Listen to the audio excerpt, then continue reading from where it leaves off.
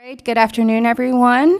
I am acting mayor today, Mayor Pro Tem Vanessa Quiroz Carter, and I will be running the meeting.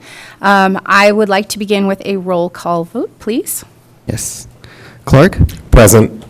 Dutra? Orozco? Present. Parker? Here. Quiroz Carter? Here. Saucedo? And Montesino? We have quorum. All right, thank you. Moving on to item 2, closed session correspondence. Do we have any? May I pull you back to item 1A? Oh, I'm sorry. I'm so sorry. It's okay. I'm going back to item 1A, introduction of new employees and recognition of retirees, and I would like to call Parks and Community Services up first.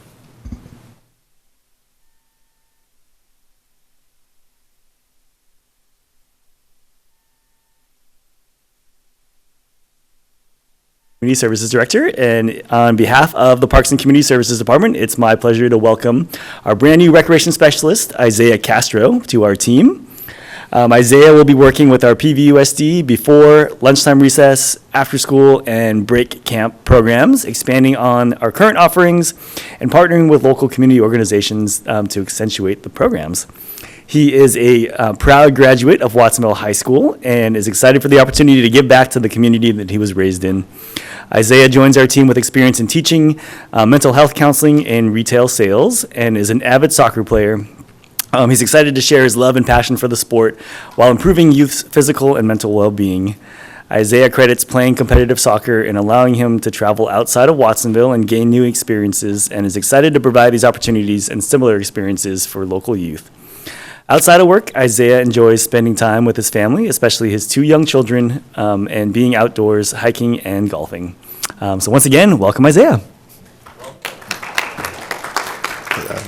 Thank you for having me. I appreciate it. Thank you very much. Welcome, Isaiah.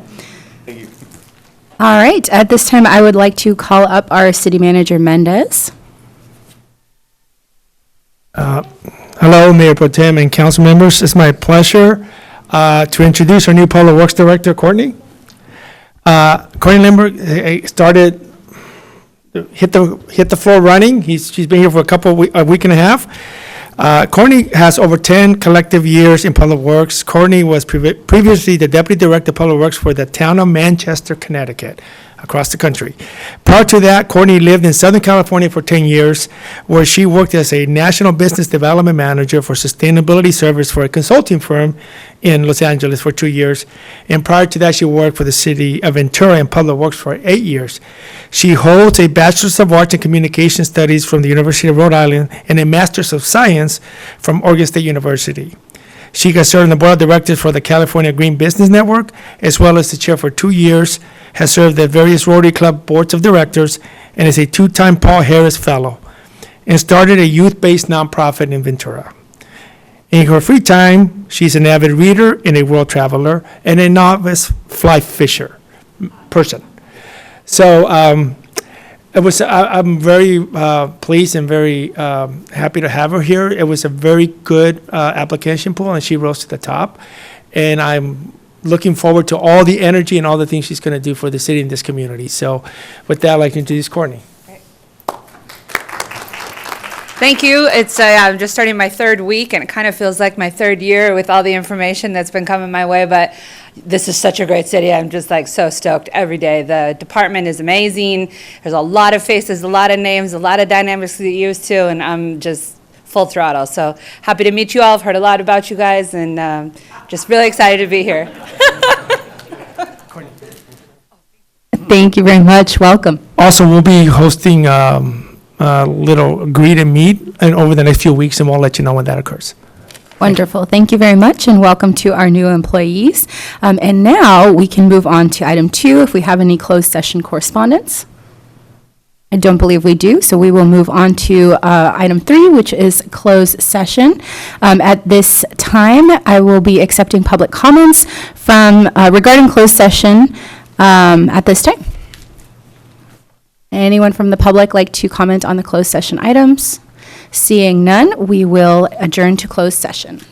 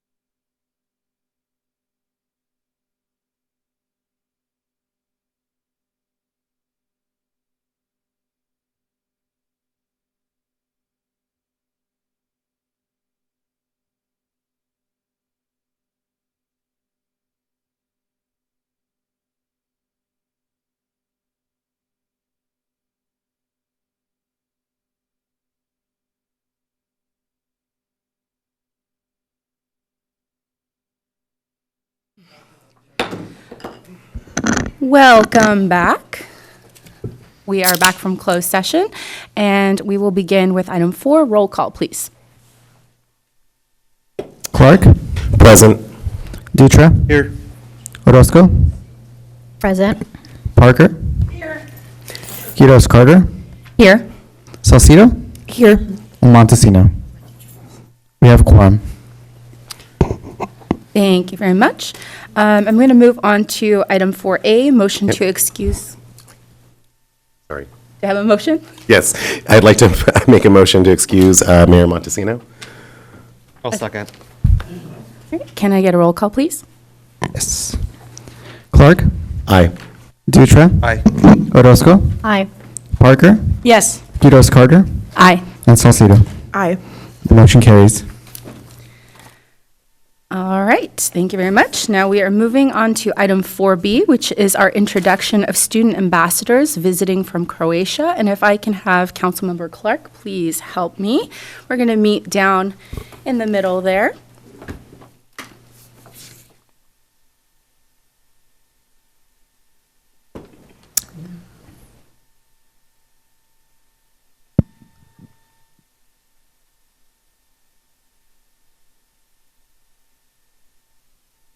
We want to extend a very warm welcome. We're going to call you up one by one. And if I get your name wrong, I apologize. I'm going to try my best. So we have Nina Basica. On down, Nina.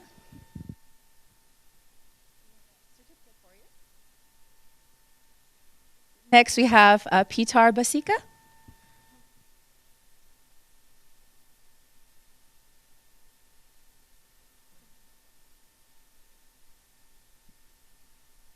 Next, we have Paula Bronson.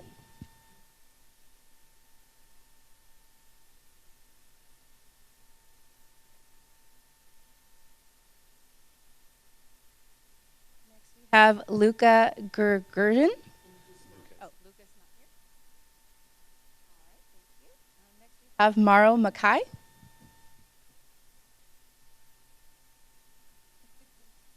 Practiced.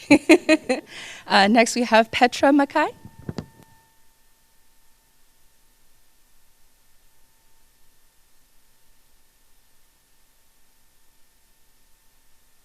finally, we have Anna Sol.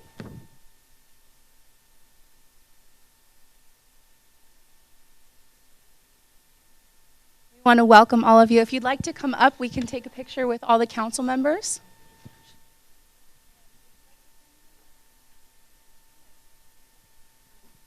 Thank the City of Watsonville for allowing us to present our first group of Croatian ambassadors to our area. We've been working on this for 8 years with the Slavic American Culture Organization, and this is sent 2 groups of students from California to Croatia, but this is our first group coming from Croatia to our area. So it's a important group, and we're really glad that you've recognized them. Thank you for your support of our program. And I know they have a presentation for you as well, so we take a picture. Okay.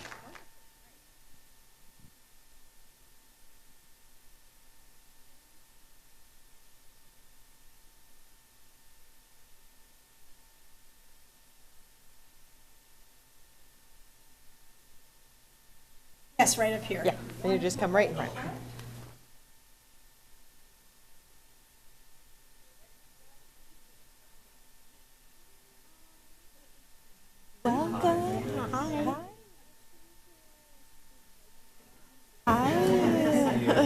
Thanks for coming. Hi. How long are you here for? Home exchange. Okay, that's wonderful. Nice. Hope you're enjoying. Oh, that's wonderful. Hello, hi.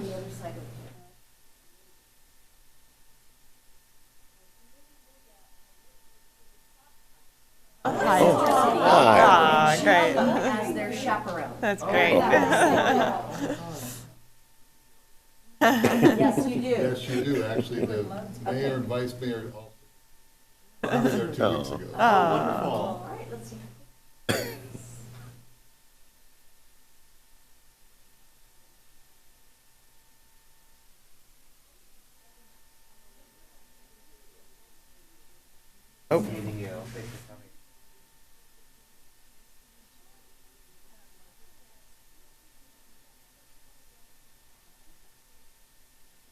Thank you for coming. We appreciate it. Thank you.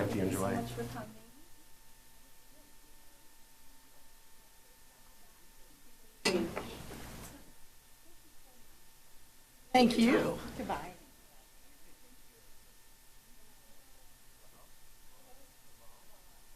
Havala. Havala. That actually sounds good. Havala. Well, thank you very much. It was wonderful to meet all of you and safe travels back. We hope you enjoyed your time and come back anytime. Next, we're going to move on to item 5, which is the Pledge of Allegiance. And if I can ask Councilmember Clark to lead us, please.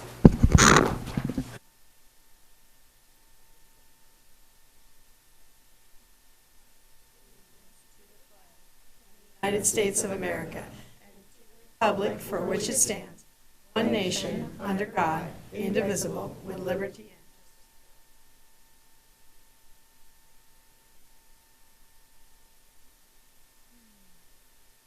All right, thank you very much, Councilmember Clark. Now we're moving on to item 6, information items, and we are on item 6A, report of disbursements. Mayor Pro Tem Quiroz Carter, that's just an informational report included in the agenda, as Okay. well as that miscellaneous documents report, so there's no formal oral report. Wonderful. So we can move on to item 7. And we did have a report from the mayor, item 7A, on the selection of the members for the Measure R Oversight Committee. Unfortunately, he's not able to be here at this very moment. Oh, is he here? Oh, he is As you were here. giving Oh, certificates, he is he here. joined us on the phone there, yes. So we will let the mayor give his presentation. Oh, looks like he's calling back. The green button.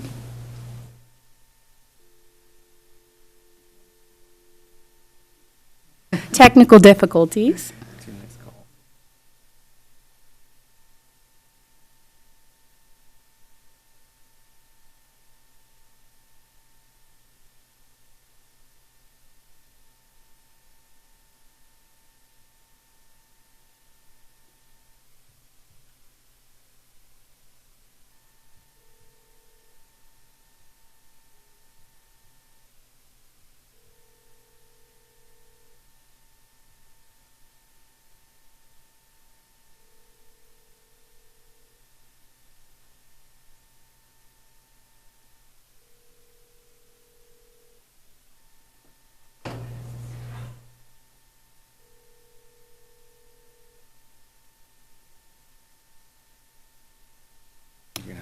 All right. So unfortunately, we do not have the mayor on with us. Hopefully, he can join us. But for now, I'm going to go ahead and read off the names of those on the Oversight Committee. We have Anna Kammer, Vanessa Meldal, Ricardo Antonia Melsa, Karina Quiroz Gutierrez, Abel Sanchez, Berenice Valentin, Beatriz Flores, Vasquez Flores, and our youth representative is to be determined. And I would like to congratulate Abel Sanchez as the chair and Beatriz Flores, Vasquez Flores, as the vice chair. All right. With that, I'm going to move on to item 7B, the city manager's update report. Yeah, thank you, Mayor Pro Tem Council. Just a couple quick things. On Monday, along with the committee and a few others, we participated on the final interviews for the new CEO for Visit Santa Cruz County. And so we got to meet 3 candidates, and there's a recommendation moving forward. You already spoke to the Measure R committee. There is a meeting scheduled for tomorrow with the committee, and so we'll be doing that. And then I'm happy to report that the National League of Cities has selected Watsonville as one of their banner showcase cities for their program at the annual conference this year. So we'll be having some conversation with them, and I think we get a banner and a bunch of other things for a lot of the great work that the city's been doing over the last few years. So that's all I have for today. Thank you. All right, thank you very much for that update. And now we are going to have a report by Assistant City Manager Vives regarding the new look of the city image and our wayfinding program. Awesome, thank you. Good afternoon, Vice Mayor and council members. Tamara Vides, Assistant City Manager. And today, I'm bringing to you kind of a short but very exciting presentation, which actually is the beginning of something that the council has indicated to your strategic plan of something that's very important to you, and that is our investment in focusing on building city image and branding that really ties into developing a strong and visible brand for the city, strengthening our ability to promote economic development in the city of Watsonville. And there are two projects that we're working on right now that are sort of like coming together at the right time. One is the Wayfinding project, which we're hoping to start implementation pretty soon. And that is, as a reminder, an update on the signage across our city streets, parks, and entry points of the city. And combined with that effort is our design, a logo refresh, city logo refresh. As you may recall, in 2017, the city had a revision of their logo. And after a few years of using this logo, as beautiful and colorful as it is, we have learned of how difficult it is sometimes to achieve that wonderful periwinkle color that is around around the logo. It's hard to match for graphics and embroidery and using it. And it has a great level of details that is what makes it beautiful, but it also proves to be very costly and challenging when you use it in marketing materials. So in order to be able to brand and really be flexible in the use, we've looked into research as to like what are brand new modern logos consist of in today's day, which is important for our current branding, right? And we were guiding our refresh on three simple principles: simple, modern, and using how we can be a little bit more abstract than the very detailed logo that we have in front of us. So it's my pleasure to sort of show, oh, I've been talking about it without moving, okay.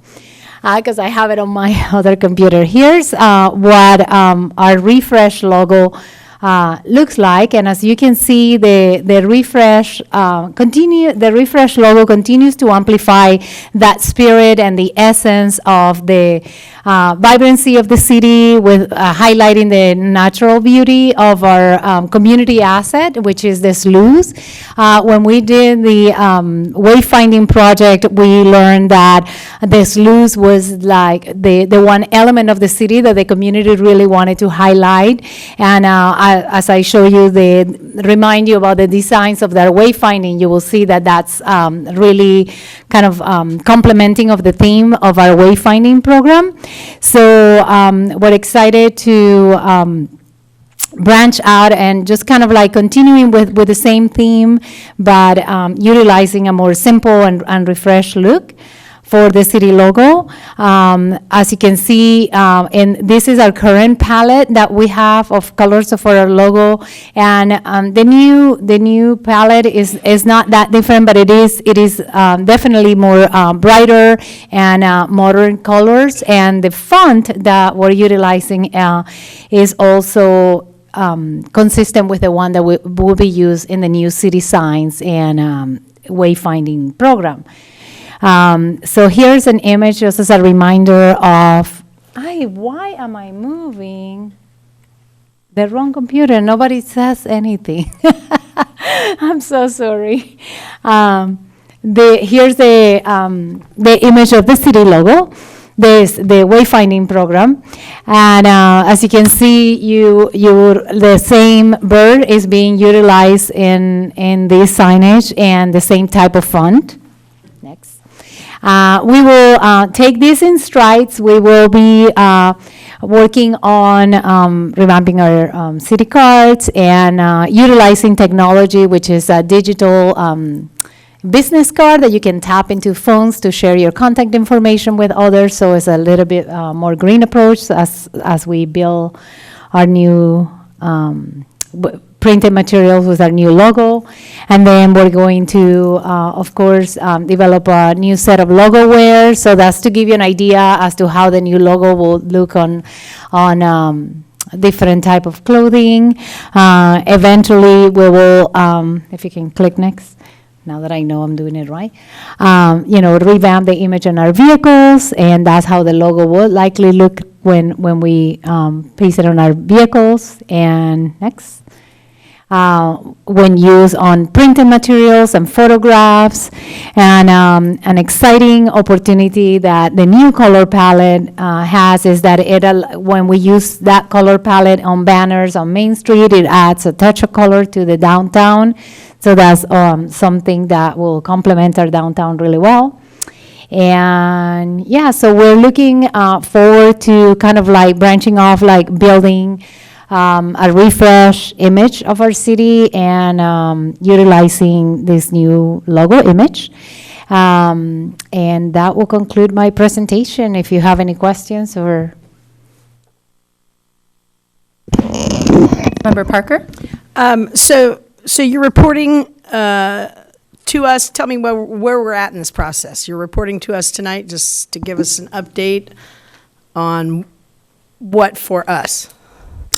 Basically, the logo, like the refresh of the logo, just to kind of share with the council that as moving forward, we intend to use this as the official city logo. And we'll be shifting away from the periwinkle one, the one that has the more detail, more into using this new logo. And then hopefully start utilizing this logo in conjunction with the wayfinding. So as we produce the new signage, it will be more consistent with the look of this logo than the old logo. And how did we come to that decision? How do we come to this decision? Yeah. I'm feeling a little lost in this, that's why. Yeah, no, that's why we're here tonight. Just want to make sure that we share with the council, just as we've done in the past. We've engaged, this logo is a team effort. Suriel in our team with our team of consultants from the Wayfinding project work together on sort of like different versions of a refresh and really utilize the data that was obtained when we did the Wayfinding project to continuing to highlight this LU as part of our city image and branding. So that's where the theme comes from. And we produce different images, but definitely just kind of maintaining some consistency with the current logo and just refresh it felt better at this time than just kind of like starting with an entire new image and a new process. So that's how okay, so did you want feedback? I welcome feedback if Okay, because I don't like it compared to our old one. I mean, I like our old one, and I was listening to you saying how difficult it was with the coloring. Yes, And extremely expensive and that's what I was difficult. going to say. Is it translating to expensive? Definitely, yes. Like what Yeah. kind of expense difference when you're creating stuff? I don't have a comparison side to side, but usually when you print or you embroider it, you're charged based on the number of colors that you print. So every time there's a color shade, even if it's yellow, but if it's a lighter yellow and a darker yellow and then a It's darker, más y más. it's más y más. Okay. Could you go back to it? You had it at the beginning, so we could just kind of take a look at the two.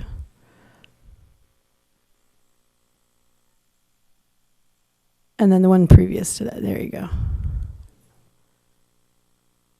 Yeah. I mean, I totally understand that it costs more, but it's so much prettier. It really is. And I just think it's like a really beautiful work of art, as well as representative of the valley. But it doesn't mean we can't somehow get between the two of them, still retain the quality of this and maybe take out some of the little bit of the shading, but not so. The other one just seems really cold to me compared to this one, a little bit more corporate. And I appreciate that they tried to stay with the bird, which allows us to be a little bit more who we are. So anyway, that's my 2 cents on that. Thank you. Mayor. Councilmember Dutra? Thank you. Thank you. So what's going to be one of the first projects that you're going to move forward with that we, But for the wayfinding, I definitely, what I heard when we brought the item to the council was that the council was really interested in prioritizing the digital. So those are the sites that we're currently looking at, the City Hall and one up further in, on Main Street. So hopefully we can start with that. And then the entry points of the city, definitely like those tall pillars. Let me show you. Like, oh, they're not on this image, bummer. The tall pillars that indicate you are entering in Watsonville that says welcome. Those are the second sites that we will start. And then as we reorder names for streets, we're hoping that instead of reinstalling the current green, very traffic-like signs, we will start replacing them little by little as we have to replace street names with the new image. and what's like a timeline? A timeline. It's more driven by the cost of each site is gonna, the cost is gonna vary, like electrical or foundation. And so I see it as probably a couple years just to get to everything that the master plan has. But I'm hoping to start hard at work in the next couple of months. So you're gonna be seeing some of that pop up. And I think the garbage cans, aren't those going to be done first or no? Well, the garbage cans, we've already started with some of our big bellies in the downtown area around Cabrillo College. There's a couple like right in front of the Civic Plaza here. So we are prioritizing downtown. I also understand that our parks director is looking at big bellies, just the same type of cans for our parks. So as we look at furnishing for our new parks, they're going to be consistent. And the advantage of big bellies is that when you put that garbage in that belly, the garbage doesn't come out, right? It just stays in there. So it's much, it just really helps control litter. So we're excited about using them. And I understand our public works director loves them as well and has experience, working with them. So, Well, hopefully that'll work in front of the Salvation Army, because that garbage can is always overflowing. oh, it needs a So- big belly, okay? Belly. Well, yes, we'll work on that. And then my last question, and this is just more curious, have you ever considered our city flag? I know that we were once on the ugliest list of flags online, so. That's something that can- And what's the history of the flag? I don't even. Yeah, you know. the council can always put that as a future agenda item, and we'll be happy to discuss what direction you would like to consider the flag going into. Okay, great. Thank you. Yeah. Any other questions from council? I just have a comment. So I would like to echo Councilmember Parker too. I think, I don't know, our current logo seems much more official, like a city seal. So I don't know if there's anything that we can do at this point in time, but just wanted to share my thoughts as well. I think the other one's too simple. I don't know. It's beautiful. So I know that there's a lot of time that went into creating it. Thank you. But there's just something about the current logo that just seems more professional, more city-like, more of that feel. And it also showcases our agricultural. Thank you, Councilmember Roscoe. Councilmember Salcido? I just wanted to thank you and your team for your time. I know that Suriel probably spent a significant portion of time on this. A logo is, the reason we need it is to be able to produce it in meaningful ways in other places. And so, I don't know if there's a little bit more we could add in terms of some of the agricultural field in the background perhaps, or if there's a little bit more we can do. I totally see what you mean about the periwinkle and the level of detail, but maybe there is a happy medium of just a little bit more of that, in there. But I also see, a streamlined logo makes sense with colors that can be easily replicable, And that was the direction that council gave you, and it also pairs really well with our general plan and the discussions we all had around branding for our city. And the first and foremost thing we need to be able to do is use our brand on everything and every platform.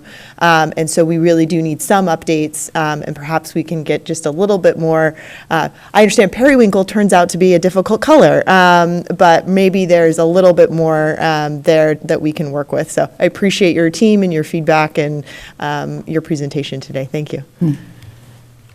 Councilmember Parker? Okay, I'm going to ask, can you bring back some variations on the theme then? You know? I could go back and see what we can do, yeah. Incorporating what we're talking about, what Councilman, and what the Councilwoman said about the agricultural aspect of it too. So it's not just SLU focused, it's, it's also the ag that we represent in our city. And staying within the same color palette, that's fine. I will forever miss. Like I always tell you when you say these things to me, Suriel is probably already drafting I know. something. Thank you, Suriel. Thank you. Yeah, okay. I'd appreciate that. I won't speak for everyone else. All right, any other Thank you for- questions or comments from council? My only comment is I like it. I think it's really cute, and I wish it said City of Watsonville. That's my only feedback, but I like it otherwise. That's an easy fix, for sure. Thank you very much for that.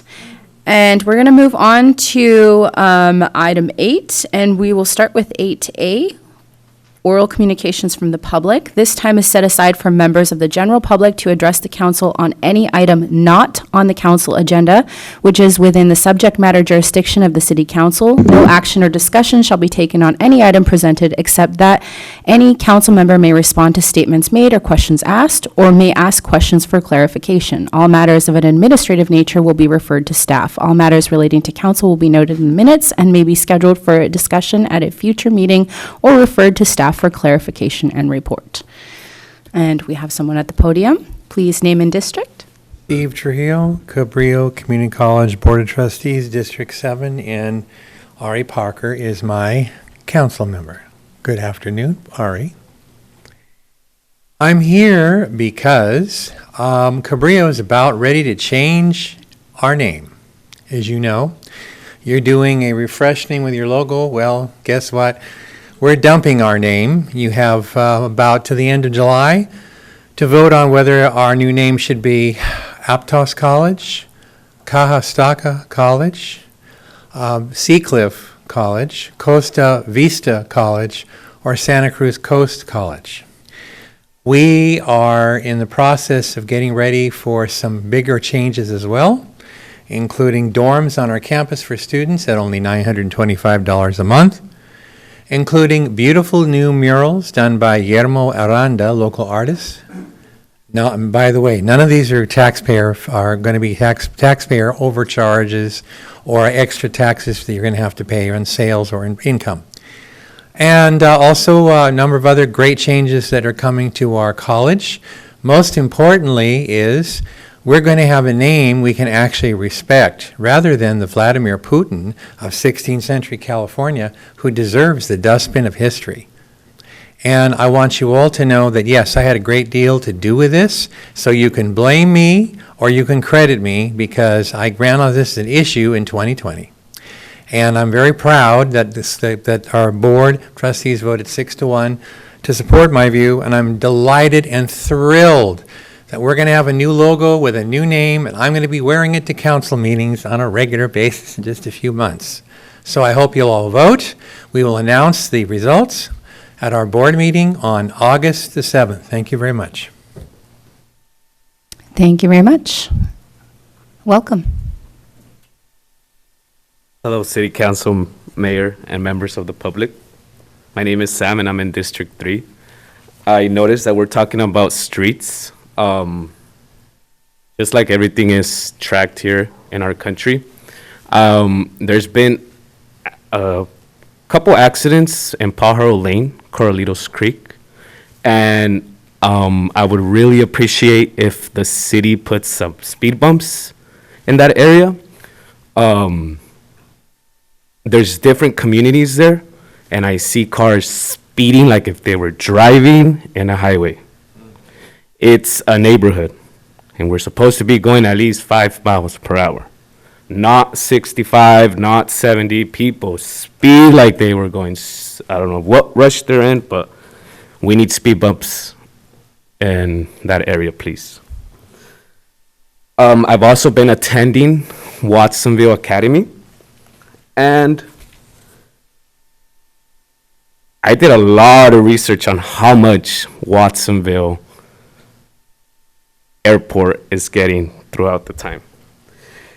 So in 2018, 2019, 2020, 2021, I have numbers of how much money this airport has been getting. But all they do is nothing but noise. Fireworks, airplanes. I have puppies that don't like that.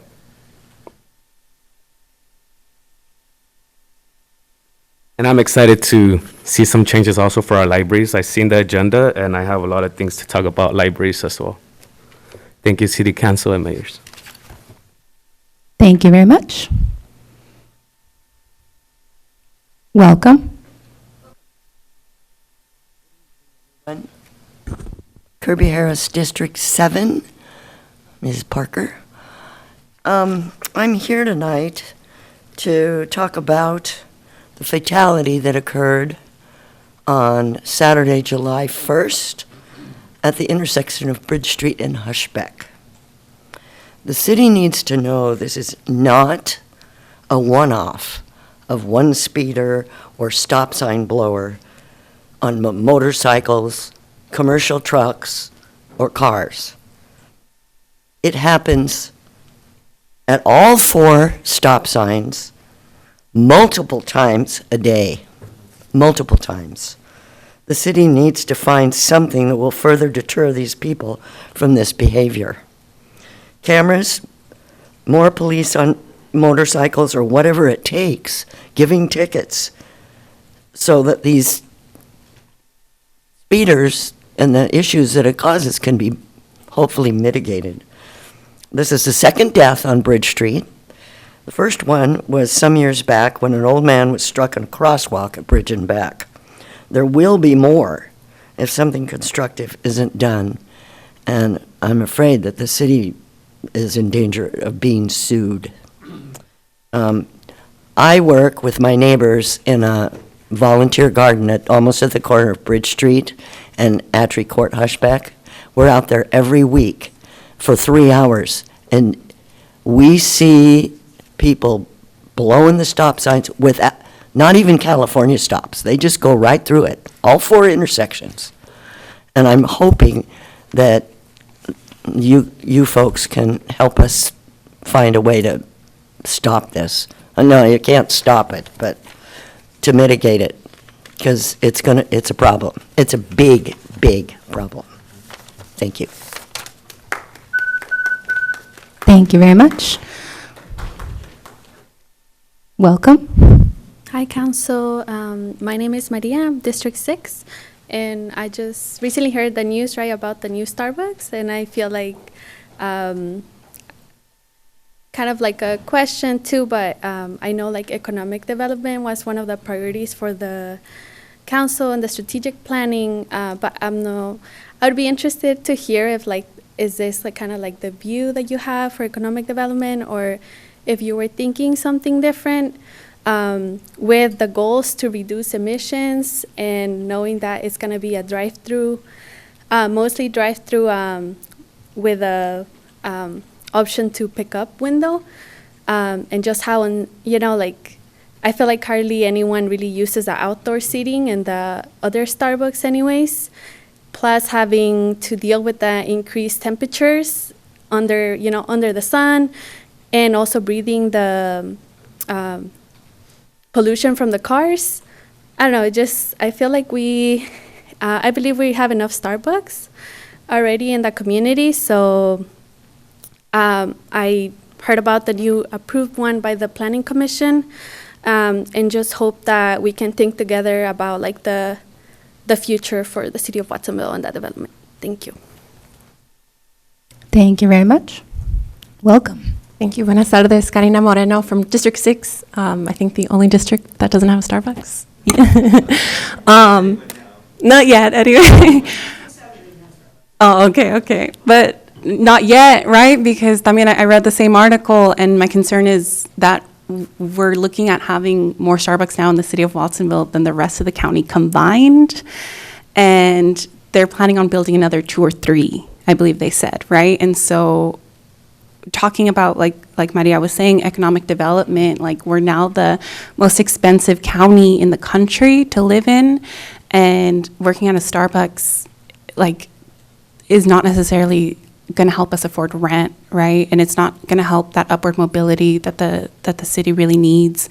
But also thinking about like beautifying our city, it's kind of demoralizing knowing all the things that we need, but yet, you know, we're getting another Starbucks, right? And so knowing that, like, I don't know, maybe we can work together as council and community members on putting a limit to the number of franchises, or we have a group of I'll say youth and participants that are really wanting to work with you guys, and so I just wanted to come and extend that olive branch, and hopefully we can work together. But thank you. Thank you very much.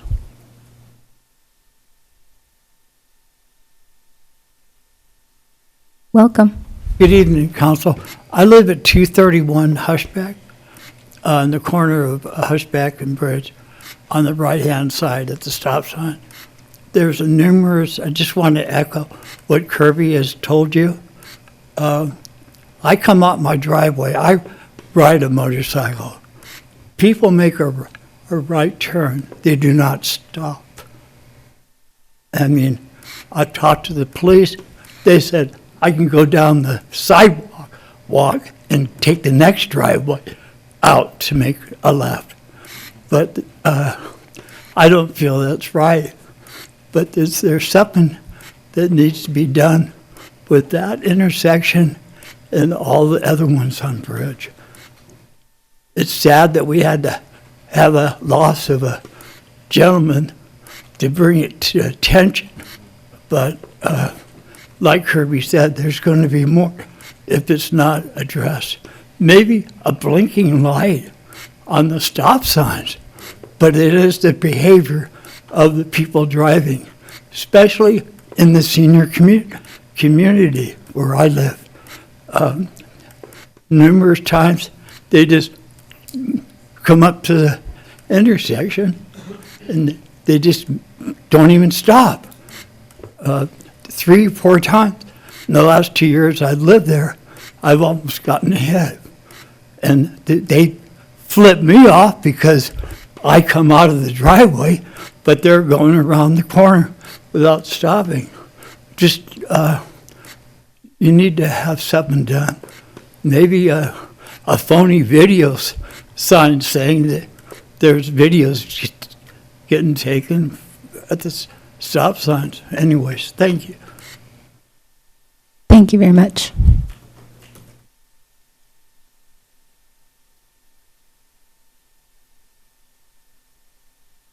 Welcome. Hello, this is Fernando Munoz. I'm just calling, just discuss about the Starbucks, our decision behind it. For many years, we donated to a lot of organizations locally, decades in business. It's getting really hard to like keep going. This was a really good opportunity for us, and you know, and there was other offers from other agencies. One thing I want to say about Starbucks is they work locally with nonprofits like the food bank. They donate in terms of employment. They're the only employer that offers free health care and free college for part-time staff. So that means your kid at 18 years old could work there 18 hours a week and get free college. That's a big deal. That's a really big deal. In terms of like economic development, it's gonna, I think, start like a rose garden on Freedom, because Freedom is relatively run down. It's the most affluent business district in Watsonville. And if you drive by it, like we don't have the resources to remodel our building, which is long overdue. And it's gonna start to correct the broken window theory, where you start small and then it regresses, and it's going to create more of those higher paying living wage jobs, which depending on your title, Starbucks offers 6-figure incomes, which is few and far between, for the city of Watsonville, which is kind of what's needed to live here, unfortunately. And I think it's going to kind of unite and bring kids over, like after football games, have a little slushy, kind of bring back the old sock hop A&W concept. And I think it's going to be very positive, and obviously it's going to contribute back into the general fund. And as being a small business owner, it's I wouldn't wish it on my worst enemy. It's hard. It's really hard. All right, thank you. Thank you very much.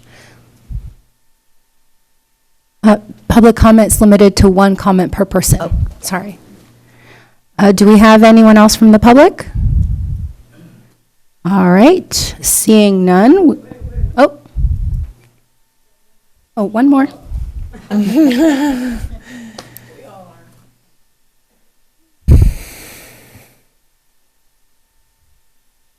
I'm Cheryl Carroll, and I live on Attry Court over there where we're talking about all the problems with the traffic. The stop signs there on Bridge Street, nobody stops at them. If we're lucky, they slow down and do a California stop. That's about the best I see. When I see the right-hand turns, they don't even slow down.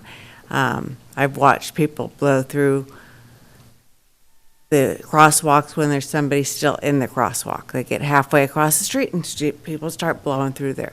I walk my dog on that street, and I work also in the garden committee, so I watch people blow through those stop signs daily. And it's not 1 or 2, it's one after the other. It's maybe 1 in 10 stop. A lot of them slow down. A lot of us that live there have learned that we need to slow down to make sure somebody's going to stop before we go, or we're going to get hit.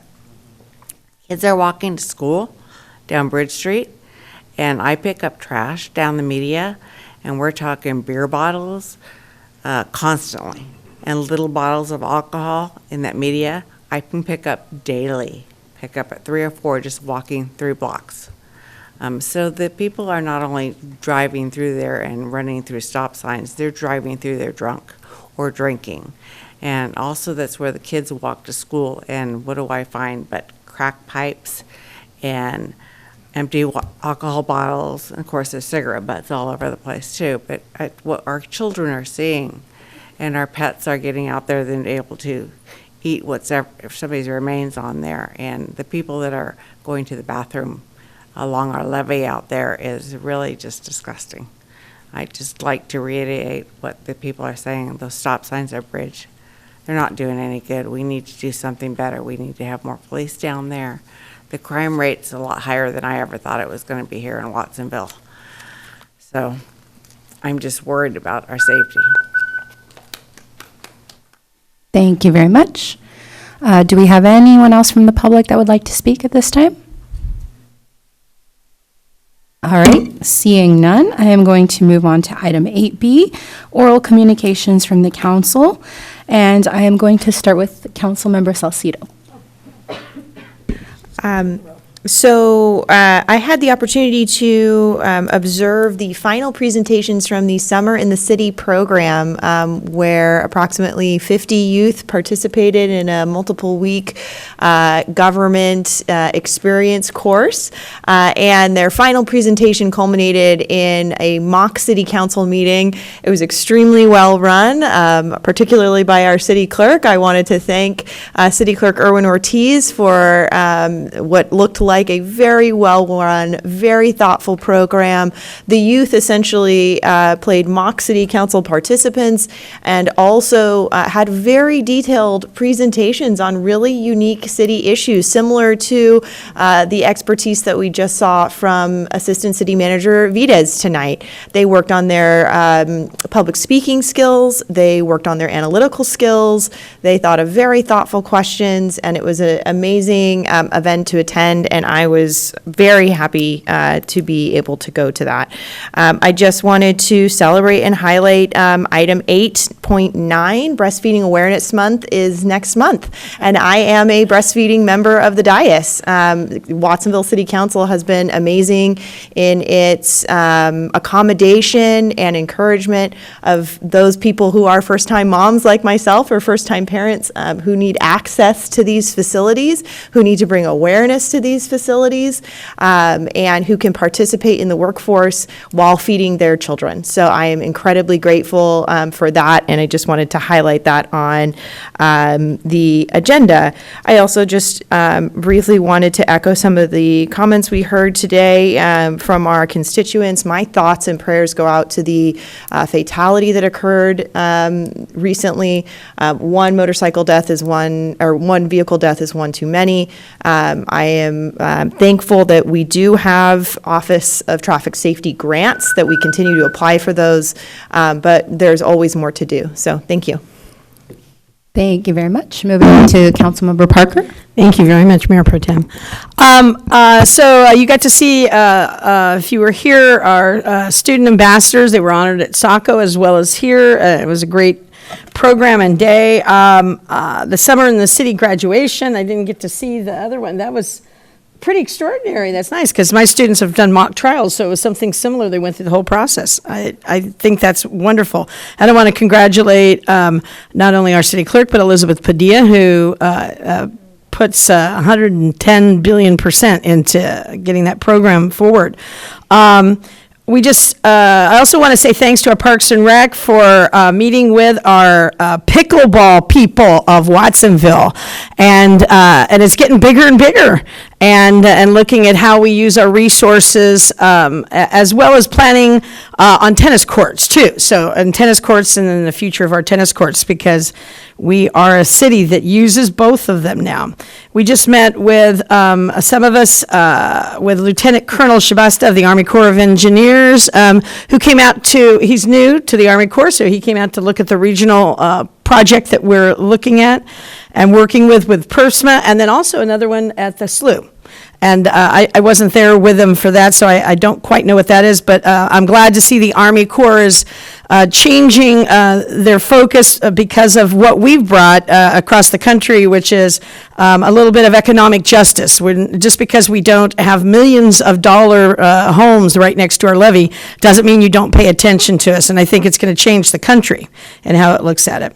I'd like to echo the residents that spoke from District 7, and they all left, but that's okay. They'll know. Because it's not just District 7, District 6. I have watched people, as I go to work, I drive, they just blow through. They don't even look at it. And it's clear. It doesn't need sparkling lights and a little ding-ding. They're just not stopping. And so, and then can I say one last thing? I totally understand people's stress about Starbucks. I've been reading it on social media.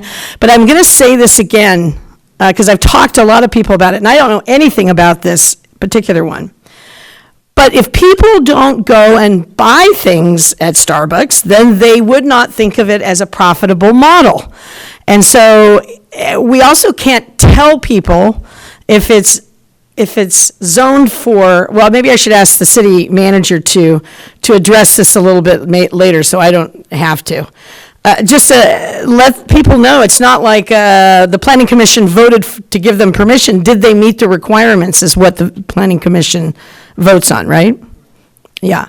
And so economic development means jobs, and it means business. And so if that's what people want in the city of Watsonville, then that's what they get. If they don't want it, then I don't want to say you shouldn't show up, but I mean, people don't make profit. They don't want that as a business.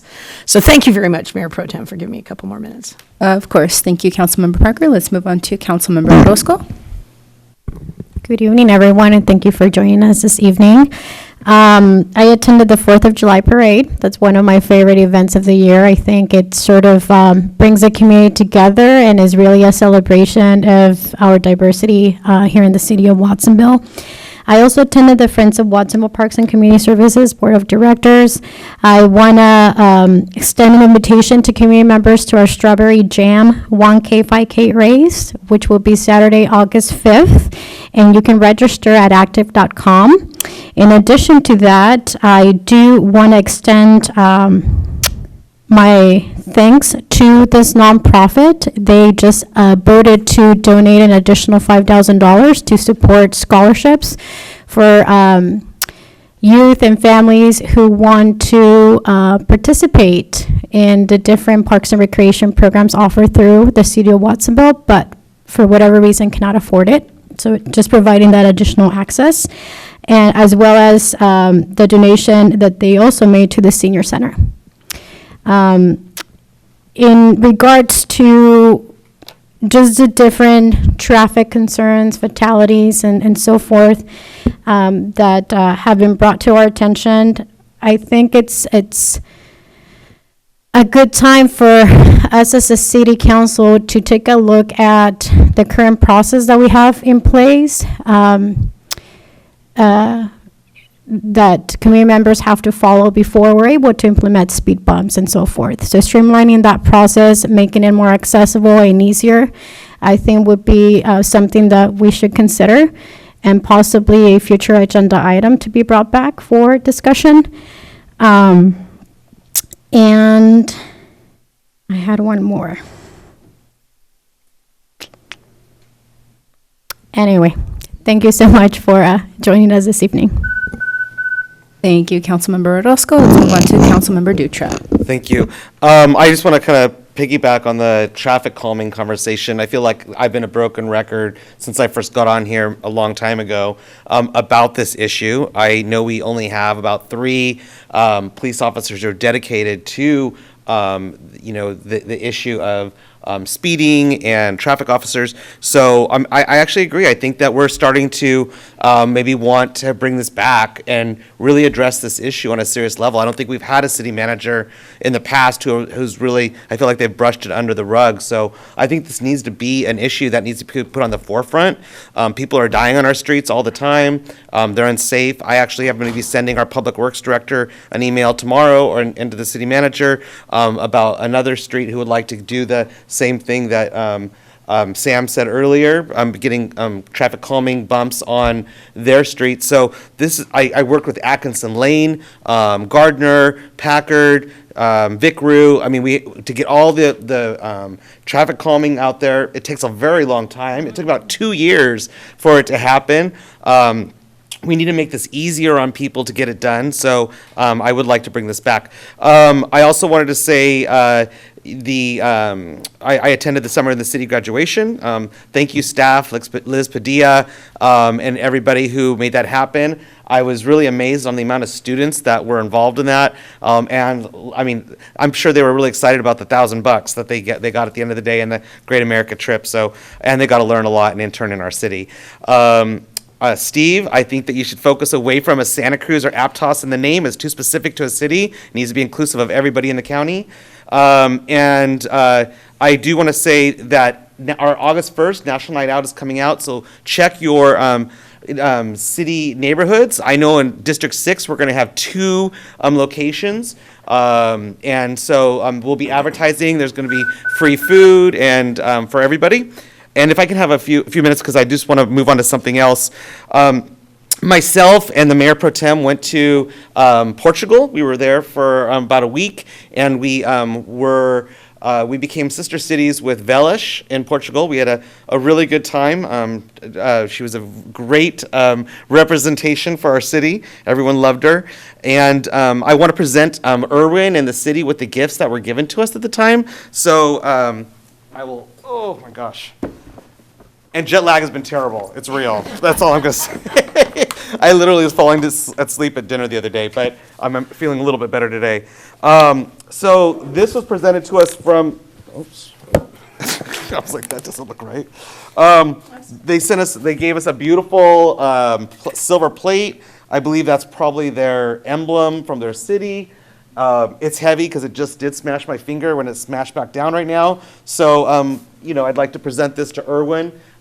Would love to have a beautiful case maybe put outside where every city, we have 2 cities from Mexico, a city from Croatia, as you guys saw earlier today, Japan, China, and El Salvador, and hopefully one day Italy, and we can, move through all the cities to make sure that they're represented. But we can make that happen.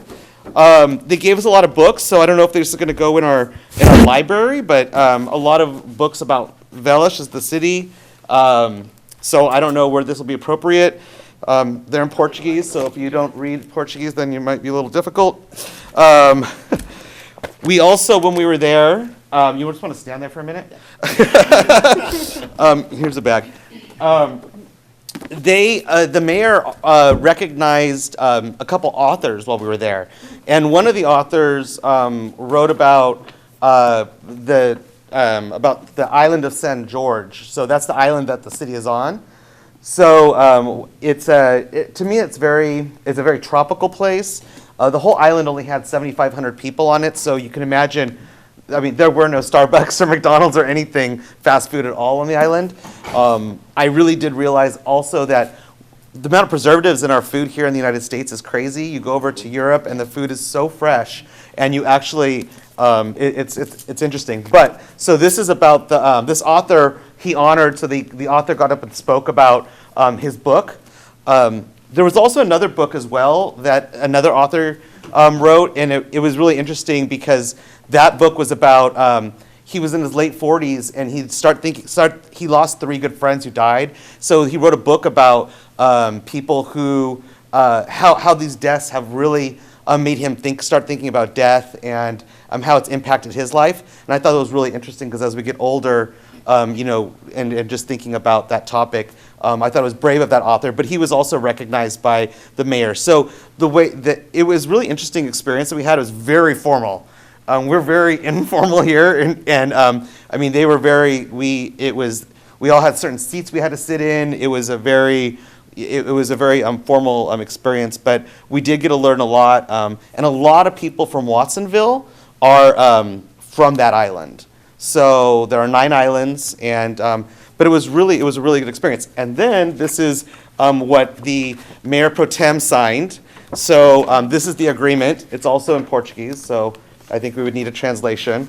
But she did the formal signing with the mayor, and it was so I don't know if you want to frame that and put a picture of Vanessa next to it. That'd be great. But thank you, Mayor, for your time. Thank you to the city of Watsonville for being really supportive of this relationship.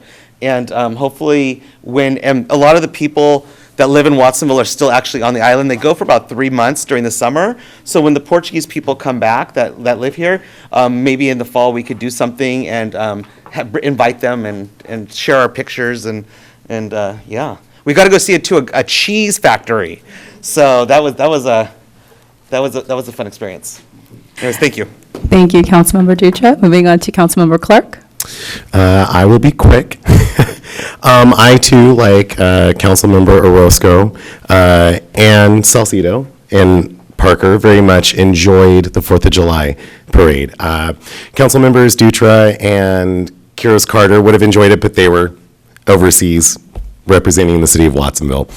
I want to thank all the staff that put all that effort and time and sweat into the 4th of July parade. It was wonderful, and it shows that you guys really care about what you do and how you represent the city. Thank you very much. Since our last meeting, I attended the annual Pajaro Valley Historical Association picnic, the annual Slavic American Cultural Organization picnic. I attended, and also I'm a member of the Sons of Italy, and we had our annual Bob Moresco Memorial Barbecue, where we raise funds for scholarships that we give out to local children, and that's about it. Thank you very much. Thank you, Councilmember Clark. And now on to my comments. I will try to keep them brief, but like Councilmember Dutra, I just want to talk about Velish because it was amazing. But I was able to attend the swearing in of our new House Speaker, Robert Rivas, in Sacramento before I went overseas. That was amazing. It was a very, very moving ceremony. We're all so, so proud of him. And then I was not able to attend the parade because I was in New York, and then I was on another plane. I traveled for 2 days to get to Velish, South George, and it was incredible. And I really want to thank the committee for making that happen, for sponsoring us, to all of the people for helping us, guiding us, translating for us, and just being such wonderful and hospitable hosts. And I really, really hope that that is the beginning of a beautiful friendship. We have so much in common with Velish. They also experienced a really devastating earthquake. Theirs was in the 60s. They have very hardworking people, very agricultural. So just a lot of parallels there, and it was really wonderful to get to know the culture and the people. So hoping that is a lifelong sister city. I was also at Summer in the City, and I had the honor of bestowing the graduation certificates, and those kids are just incredible. Those are our future leaders. They had such innovative ideas, and I'm just so, so proud of them. So I was really, really happy to be a part of that. I was on the tour for Colonel Shibasta, and I want to say thank you so much to our own Mark Strudley for helping arrange that. He was a wonderful guide, and we went through all of the sites of the flooding disaster, and we got to learn a lot more of the intricacies about it, and it was very, very complex. So it was really, really interesting to learn about that, and very exciting for the Army Corps to partner with us to help get those repairs expedited. And moving forward, the traffic process, I agree with my colleagues. It's something that we need to continue to work on. I know it's a priority for myself, and it's a priority for many of the, most of the council, all of the council, I want to say. And so that's something that we are looking at very seriously because we do want to have safe streets, and our staff is working on it. So thank you very much. And with that, we are going to move to 8C, which is our report out of closed session. If I can have our attorney. Good evening, council members and community. We had a closed session on the items on the agenda, and no reportable action was taken. Thank you very much. With that, we're going to move on to item 8D, which is the mayor's proclamation recognizing August as Breastfeeding Awareness Month. And if I can have Councilmember Salcido help me give out those certificates, that would be wonderful.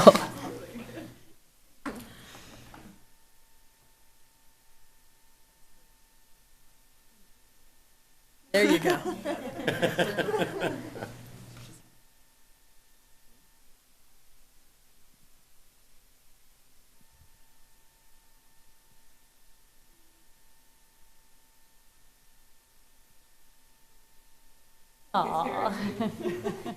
All right. So let me see if you can hear me. Can you all hear me? Okay, great.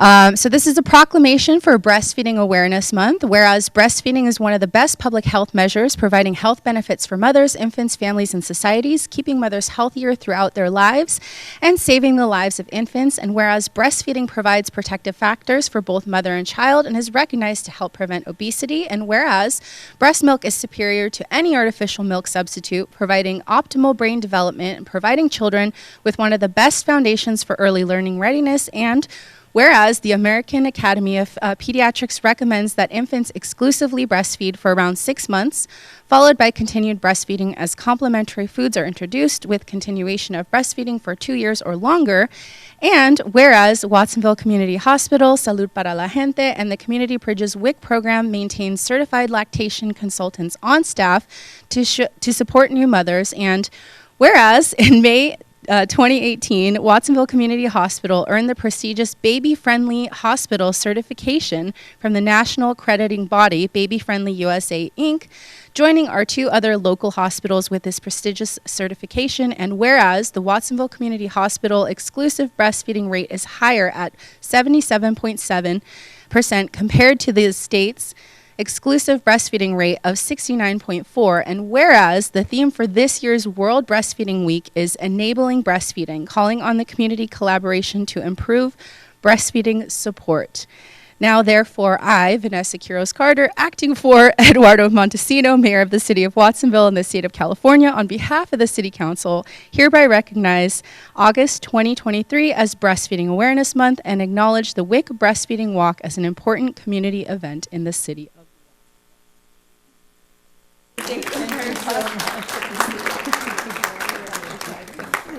One picture.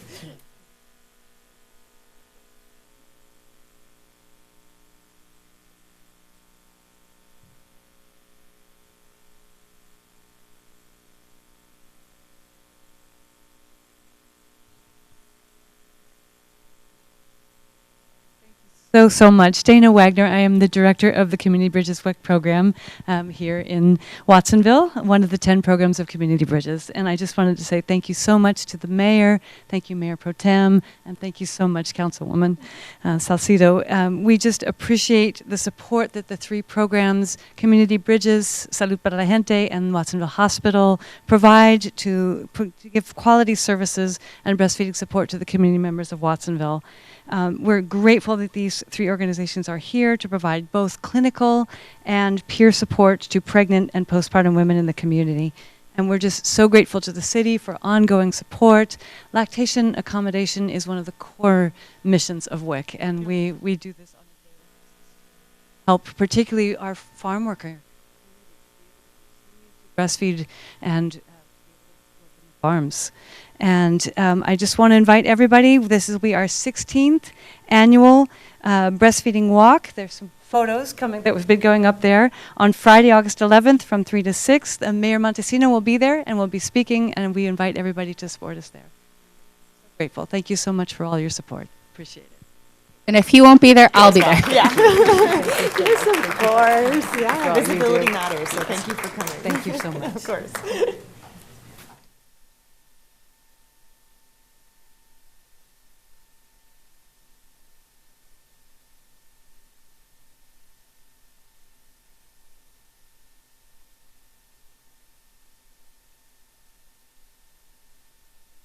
All right, so we are moving on to item 8A, and we have a presentation by Esperanza Community Farms regarding the Farm to Cafeteria project.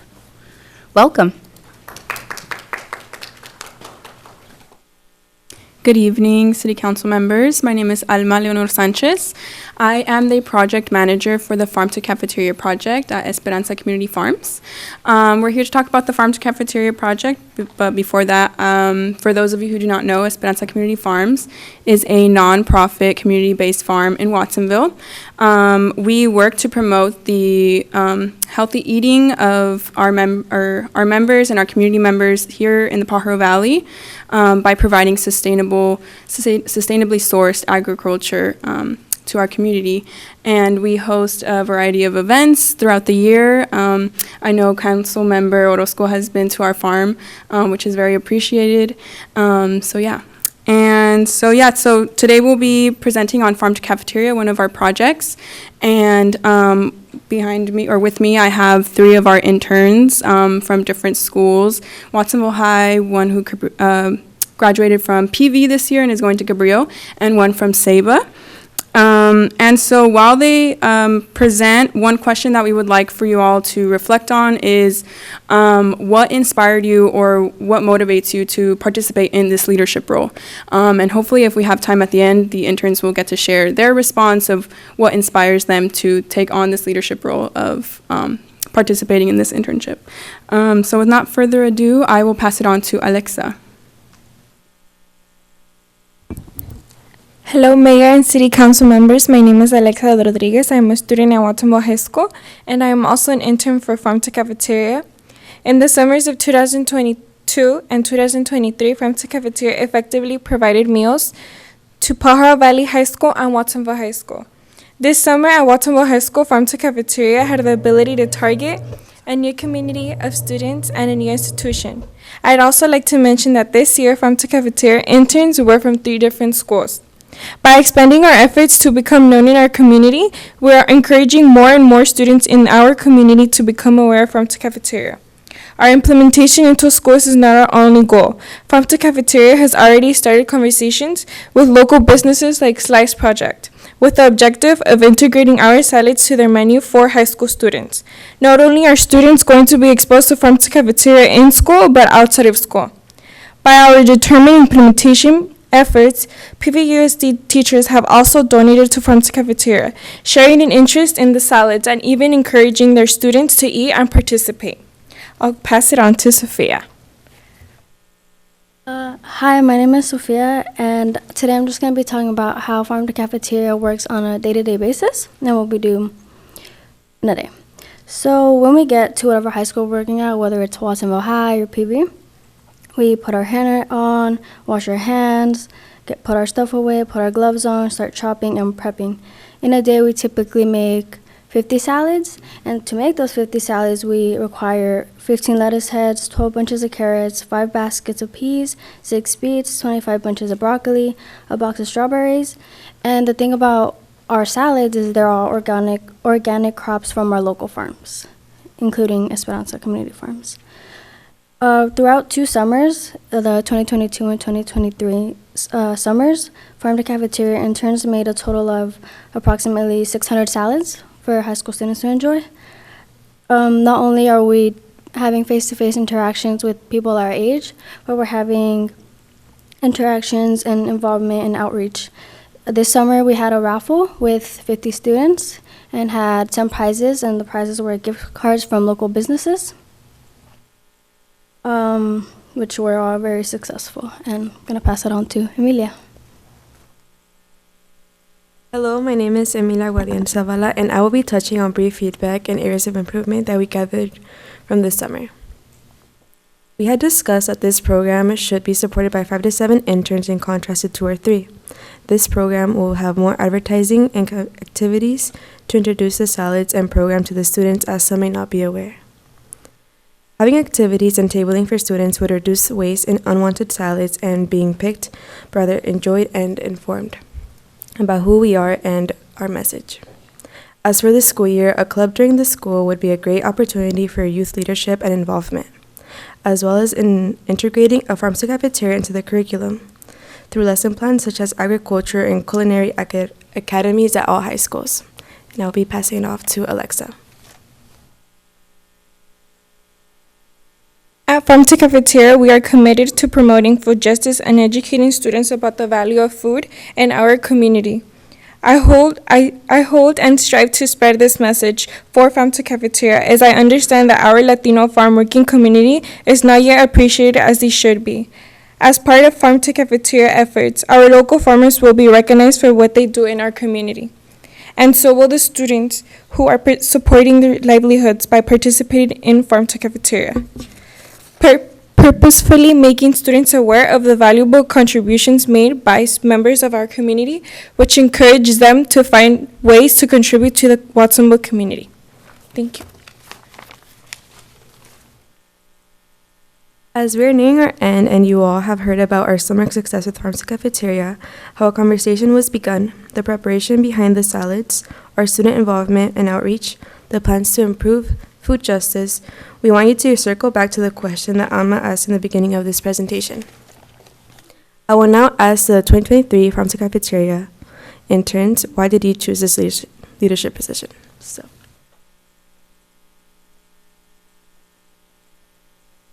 Through Farm to Cafeteria, I learned how to be an advocate for myself and my community.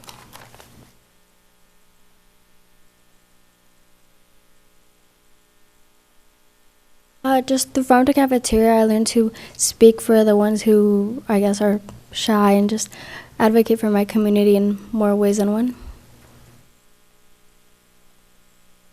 And I chose this leadership position because it seemed like a perfect opportunity catered for this community specifically. It is very unique and definitely leaves an impact and change onto the students and community. I hope our answers and message throughout this presentation aligns with your own answer. If you wish to know more about the ethics of farm workers and their labor and food justice and equity, we heavily encourage you to join Esperanza this August 12th in the Mello Center with activists Dolores Huerta, Mireya Gomez, and Ann Lopez. Thank you.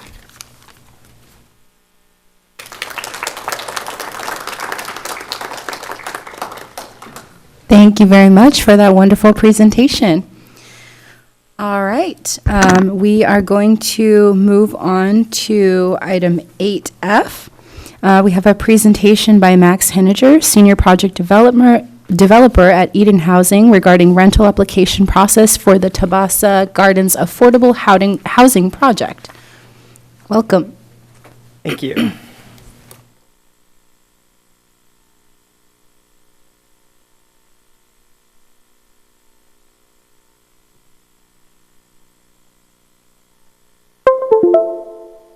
Great.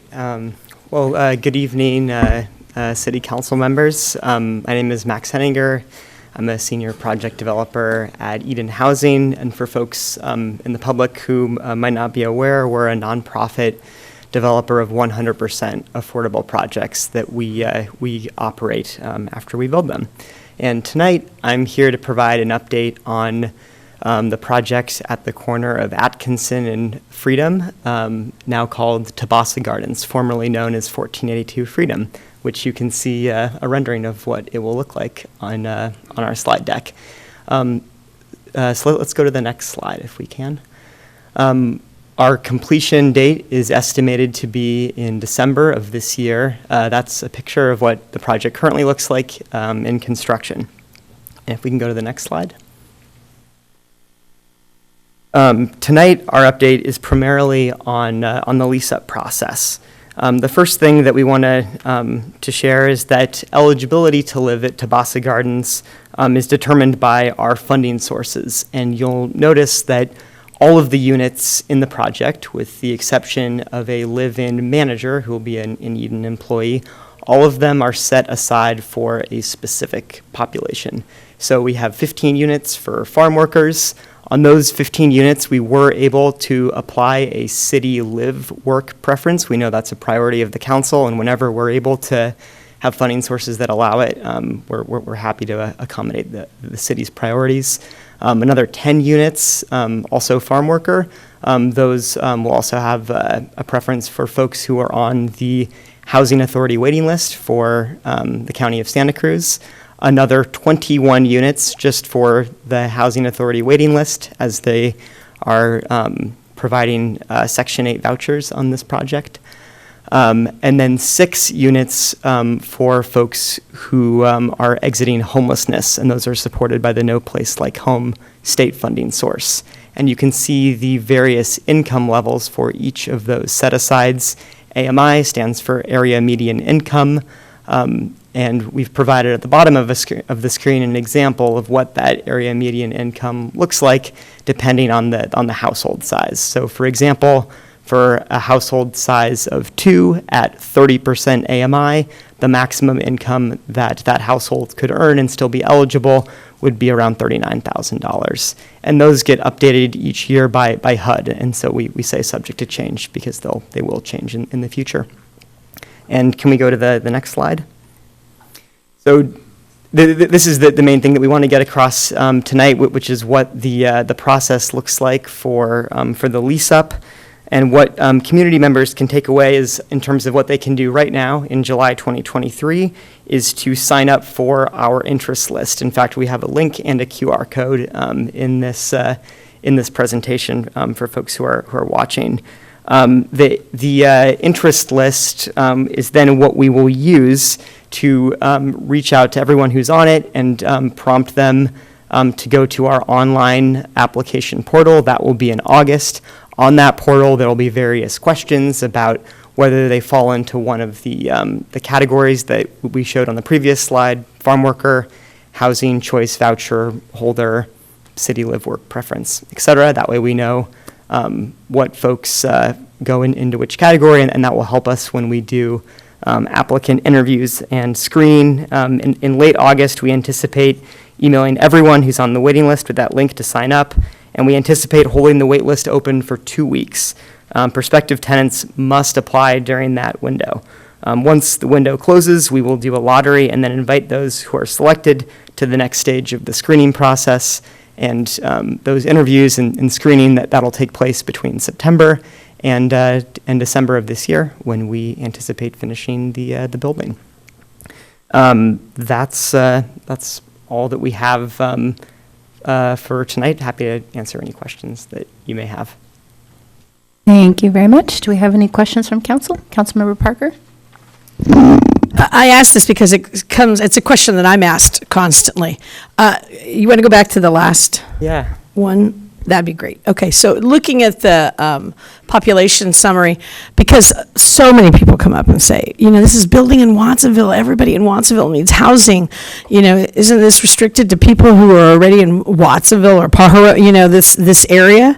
Could you speak a little bit about that? Yeah, it's a great question, council member. We also see folks who are literally going up to the construction trailer wanting to apply because the need is so great. What the tricky issue for us is that it's really determined by the funding sources. So in order for us to restrict all of the units for citizens of Watsonville, we would essentially need to have it funded 100% by Watsonville. But because city budgets are constrained, what affordable housing developers like Eden need to do is go out and apply for lots of different sources, oftentimes Housing Choice Section 8 vouchers, which we have on this project, and that ultimately restricts the number of units that we're able to apply that city live work preference to.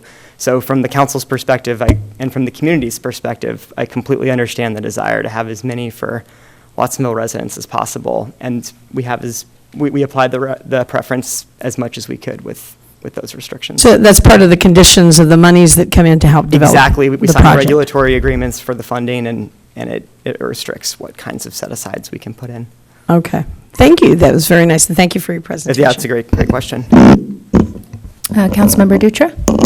Thank you. So when this came to me, I voted against this project. One of the big reasons why was because we have a need here in Watsonville for people who live in this community to be housed. And the fact that, and I know it's not you personally, but Sure. the fact that this does not guarantee housing for people of Watsonville, really, and it's bringing in more of a population from other places was something that was really hard for me to get behind. And then also, because it didn't deal with the parking issue, is going to be 53 units. That's going to be an extra at least 200, over 100 cars just in that corner. And we have to start thinking about how we're going to, as a council, going to fix the infrastructure throughout the city as we're starting to build dense projects. You're not the first, you're not the last. There's actually 3 dense projects on Atkinson Lane. So, and so as we move forward, I really think and I hope that the council will make it a priority to make sure that when the housing is being built, that the residents of Watsonville are the ones, going into it. So, because I would love to support your projects, but I want to make sure that our people get housed, So for the next project we bring forward, make sure the funding is in that, so that we can do at least 80 to 100% Watsonville people. I also, with farm workers, you have to be documented, right? You cannot be undocumented to get these units, or can you be undocumented? We don't have a requirement that every member of the household have documentation. But at least one person does. Is that right? Because federal money, or right, you cannot.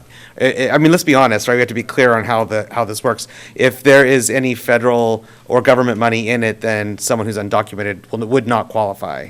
Correct?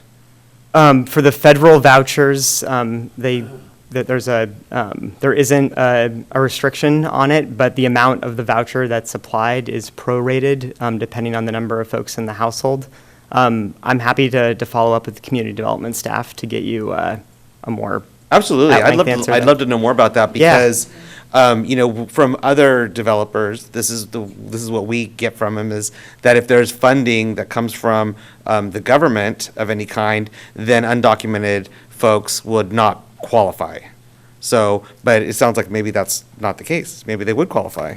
Yeah, and we do anticipate that that they would be able to qualify, but I want to get you make sure I'm getting you the correct answer and making sure that I'm checking with our compliance folks. So if that's something that I can follow up with community development on. And how have you with parking? I mean, how every unit gets one spot? Is that correct? Well, there's more than that. We're actually doing more parking than is required under the state density bonus program. We're close to just under 100 parking spaces. Okay. Because we do have those 3-bedroom units, it was something where we wanted to work with the city and do more than the bare minimum required under state law. So hopefully that'll be helpful, and, because the streets are already packed on the side as it is. Right, yeah, so- I go down there to see the progress during construction, and I park on the street, so I see definitely. it.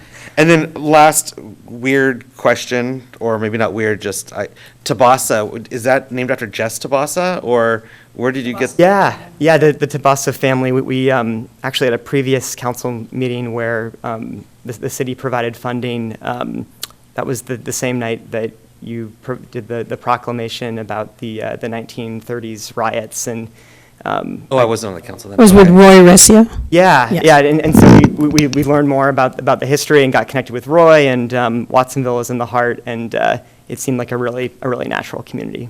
He was my teacher in middle school, so he was my social studies teacher. So yours as well? Yeah. Oh, crazy. I Yeah. think, So Susie Merriam too, I think. Maybe. Oh, really? Oh, Yeah. So interesting. you realize it was everybody. Yeah, no, I saw that. I was like, wow, that's interesting. But that's Yeah. I'm glad he's being honored. And he was a big. Yeah. It's the whole family. Yeah. Okay. Well, I'm only seeing Jess when I see this. Well, thank you. Thanks so much. Great.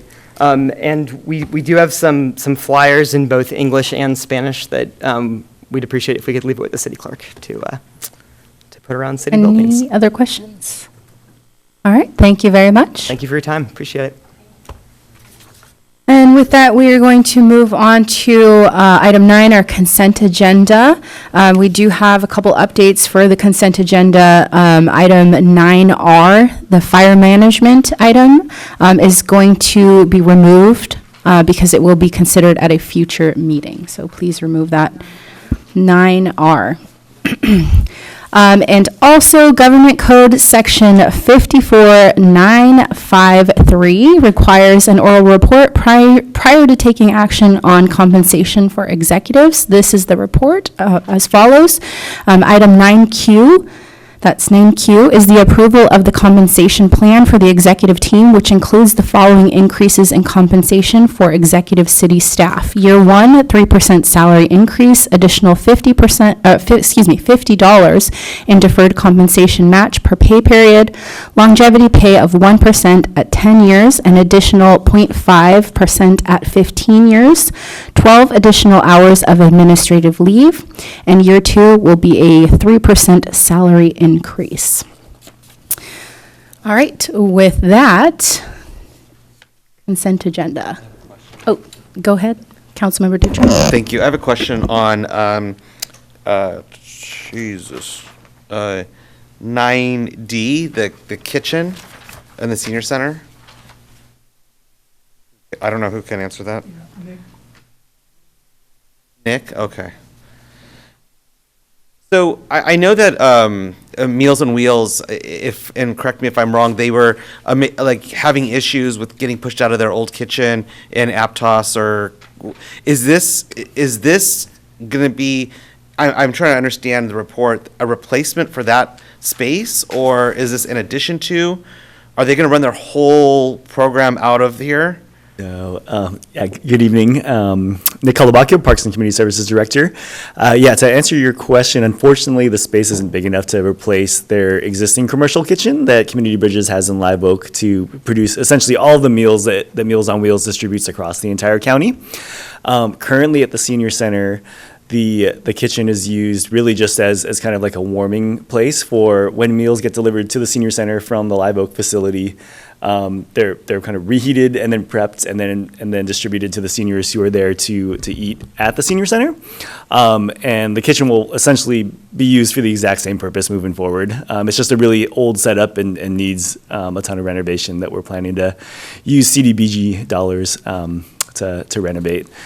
We are working with them to look at kind of some interim possibilities where we could kind of house some of the prep that's needed here in South County for the food, but essentially it's really just not big enough of a space to be able to accommodate their needs. Okay, thank you. I when I read it, I was under the impression, because I know of the issue in Live Oak, that I was thinking, wow, I mean, that kitchen's kind of small too, so I didn't know how that was going to work. But, so it's just going to be considered still a warming center of the food. They're not going to make the food for the actual, I got to serve the seniors not too long ago. I think Councilmember Roscoe, delivered food. I think it's a really important program. And I'm really supportive of this. I'm happy that we're investing in the building itself, that we've been over the years, because it was really run down, and I'm glad that the kitchen is getting an upgrade. But I was just really kind of concerned. I was like, I think this is a lot of meals throughout Santa Cruz County, and it's all starting down here, but that's not what's actually happening. Correct. So, okay, thank you. And then I just want to make a comment on Eric Sturm. Support you. Thank you for continuing to get involved with our city. You're amazing. You're going to represent Councilmember Clark's district very well. Thanks. Even though you're in my district. Other questions or comments? I also wanted to say hi to Eric Strum and thank you for your participation in yet another commission. You're just an outstanding member of our community and appreciate your time on all these efforts. Yes, Councilmember Parker? Quick comment, and maybe even a nod from Nick in the distance. This is the same, the kitchen project has been the same one that we've been wanting to do for a long, long time, which is just provide upgrades. Even when they had a permanent kitchen, it wasn't really looking for that. So it's more doable for projects and anything else that the senior center wants to do. Okay. And I did see the other senior center items that were in there to approve those, and I think that's great that we're moving on that.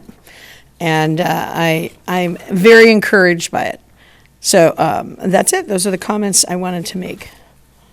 Other questions or comments on consent? Mayor Pro Tem, I do have one more comment. Yes. On item 9B is voting delegates for the league annual conference. The mayor would recommend himself as the voting delegate and Councilmember Dutra as the alternate, just for the record. All right, thank you for that. Other comments, questions on consent?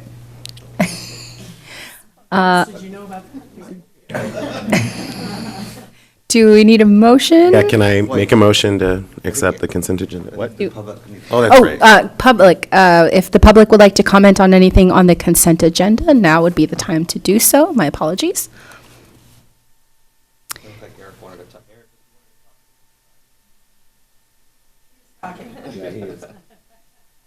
All right. Did you want to make a public comment, sir? Yeah, talk to you. You were headed up here, so did you want to say something?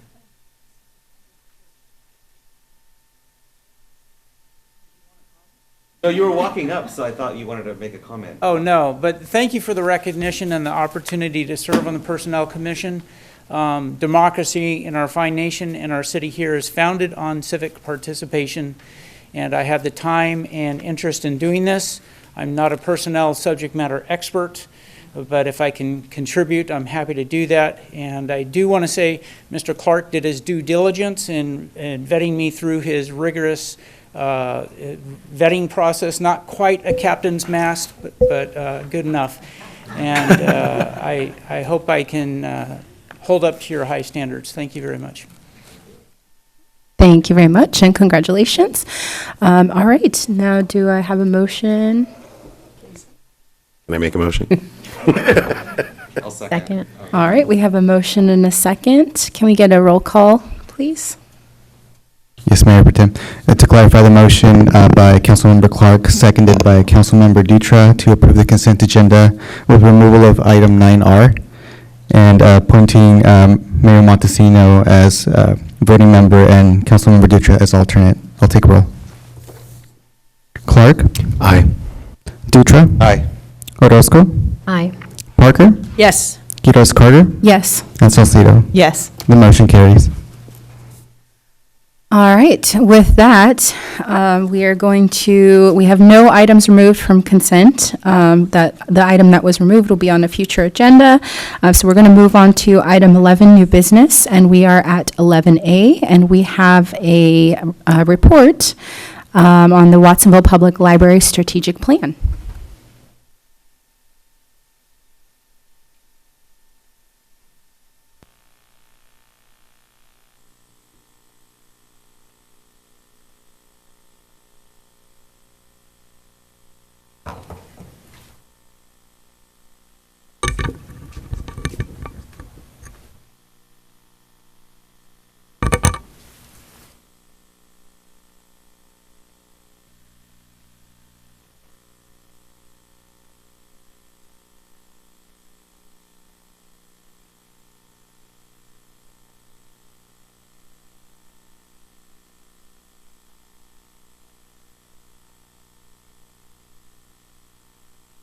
And Excuse me, sir. welcome. Sorry, sir, you're not allowed to cross the barriers here, please.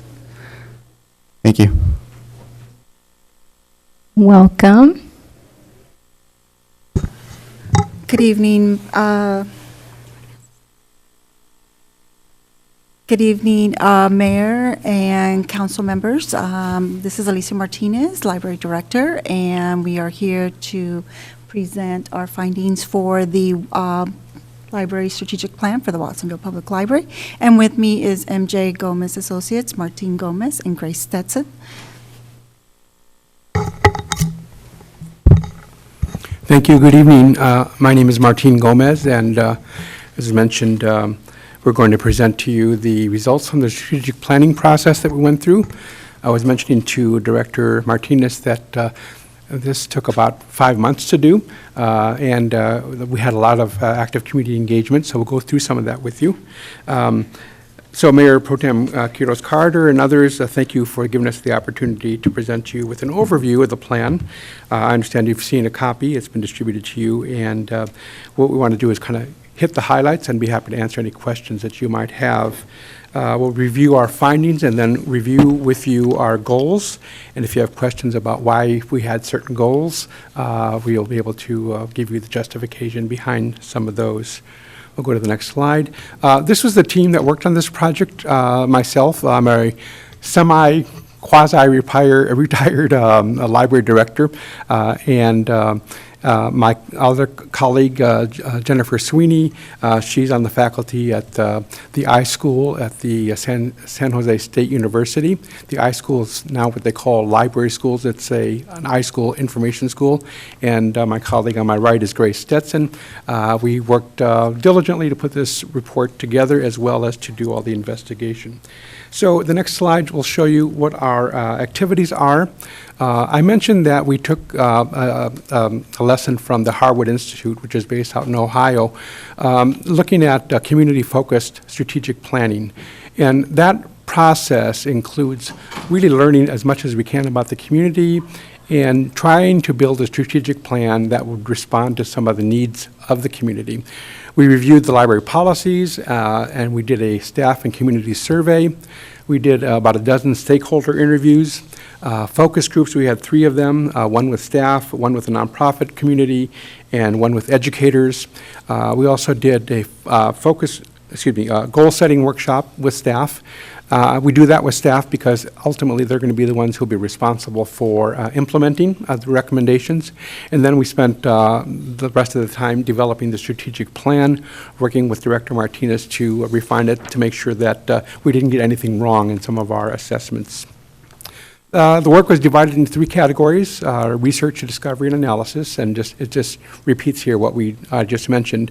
Our community engagement, staff and community surveys, and then our work to create this 5-year strategic plan. 5 years is kind of hard to focus on. After year 3 or 4, things are, even 2 years from now is not easy to do, but we did our best. So there were some general findings. We did a lot of research on kind of what some of the issues were in the community, looked at some of the past surveys here in the community, also looked at some of the reports from the city council and other organizations in town. And these are the things that kind of floated to the top. And the idea behind our community-based research was to try to find ways for the library to respond to some of these as part of their strategic plan. So the community said to us that there was a desire for more youth-oriented activities, that businesses, we needed more businesses that catered to young people and families. The cost of living here, in particular, highlighted by the high rent, safe streets for pedestrians and cyclists, and better quality jobs and higher wages.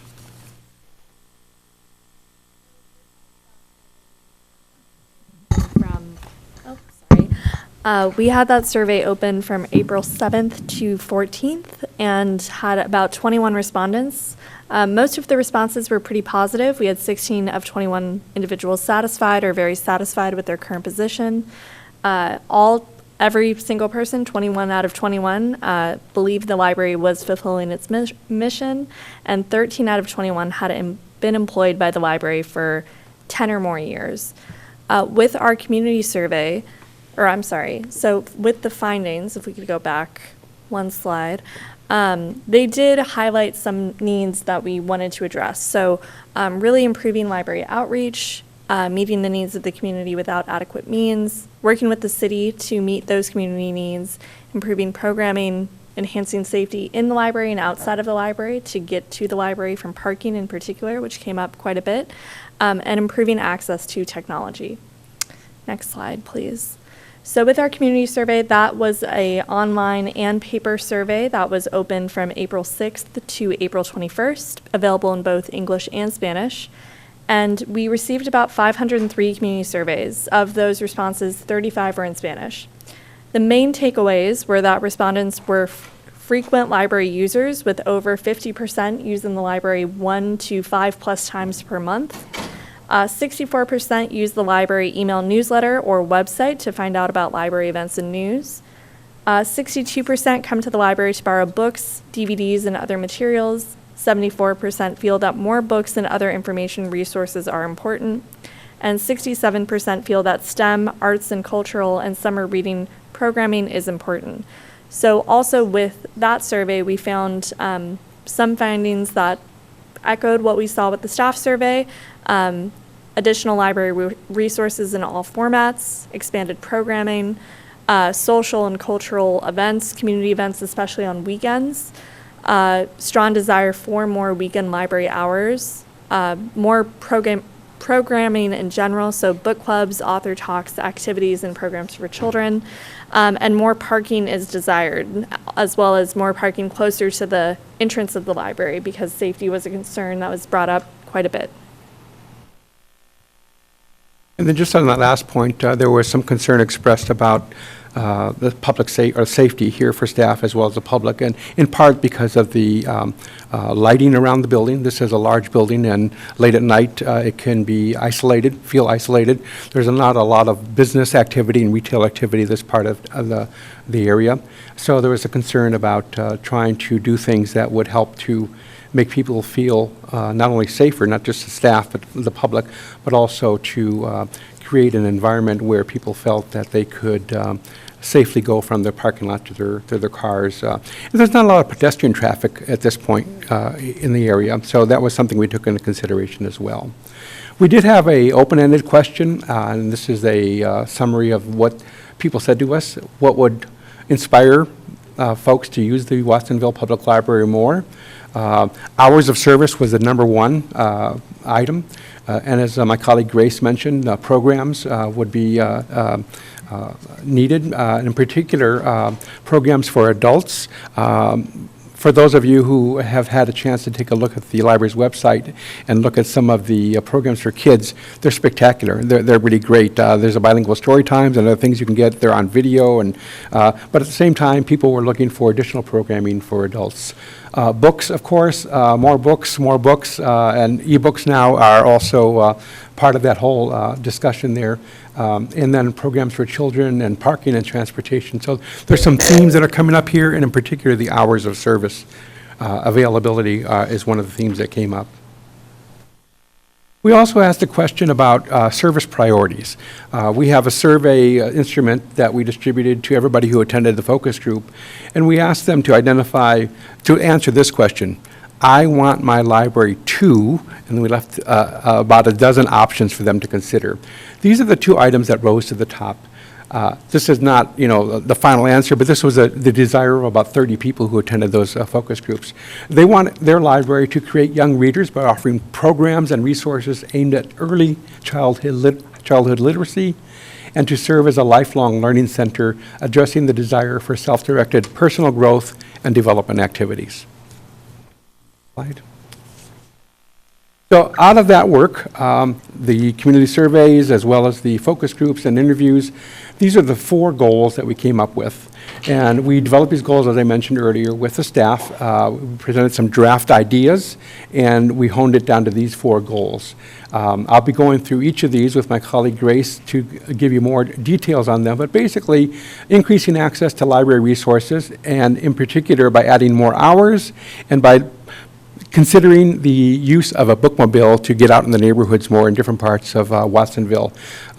In my experience as a librarian, the bookmobiles are, people still love them. They're attractions for kids. You have a lot of flexibility in going to senior centers and schools and fairs, community fairs. It's a great way to promote the library and to promote the brand and to sign up more people for library cards who may not be able to get to the library more regularly. And of course, the weekend hours is also a big thing. That was the number one issue that people said they wanted more of. Increasing public awareness about library services was an area that came up. A lot of people didn't really know about all the services that the library offers. So our recommendation in Goal 2 is to come up with a communication strategy, looking at hiring a communications firm or consultant to help them develop the target audiences, key messages, etc. We also are looked at internally at streamlining some of the in-house processes, and they include technical services, circulation services. A lot of libraries now are looking at what we call third-party provided services, where the vendors, for example, can provide cataloging for materials so that they're basically delivered to the library shelf ready, and we don't have to wait for them to go through an internal process. And Director Martinez and I talked about this. This is an area that Director Martinez knows well because she was in technical services before she was director, so I think we're in agreement on this. Goal 4, of course, was to work with more local nonprofit organizations. I think some of this would be really strengthened by having more partnerships, not only with city departments but other nonprofit arts organizations. I could see the Bookmobile being a great partner for helping to visit some of the events that happen in the community at parks and other locations, but basically to function also as an anchor for the downtown development. It's our understanding that there are plans in the future for creating a more friendly, pedestrian-friendly zone around the area around City Hall. I could see the library being a strong anchor, especially when they look at rolling out additional hours on the weekends, providing more programming, another destination for people to come and not only use the library, but on hot days to also hopefully get some refreshing, cooler air. Next slide. So, just a little drill down a little bit more on the increased awareness or access to library resources.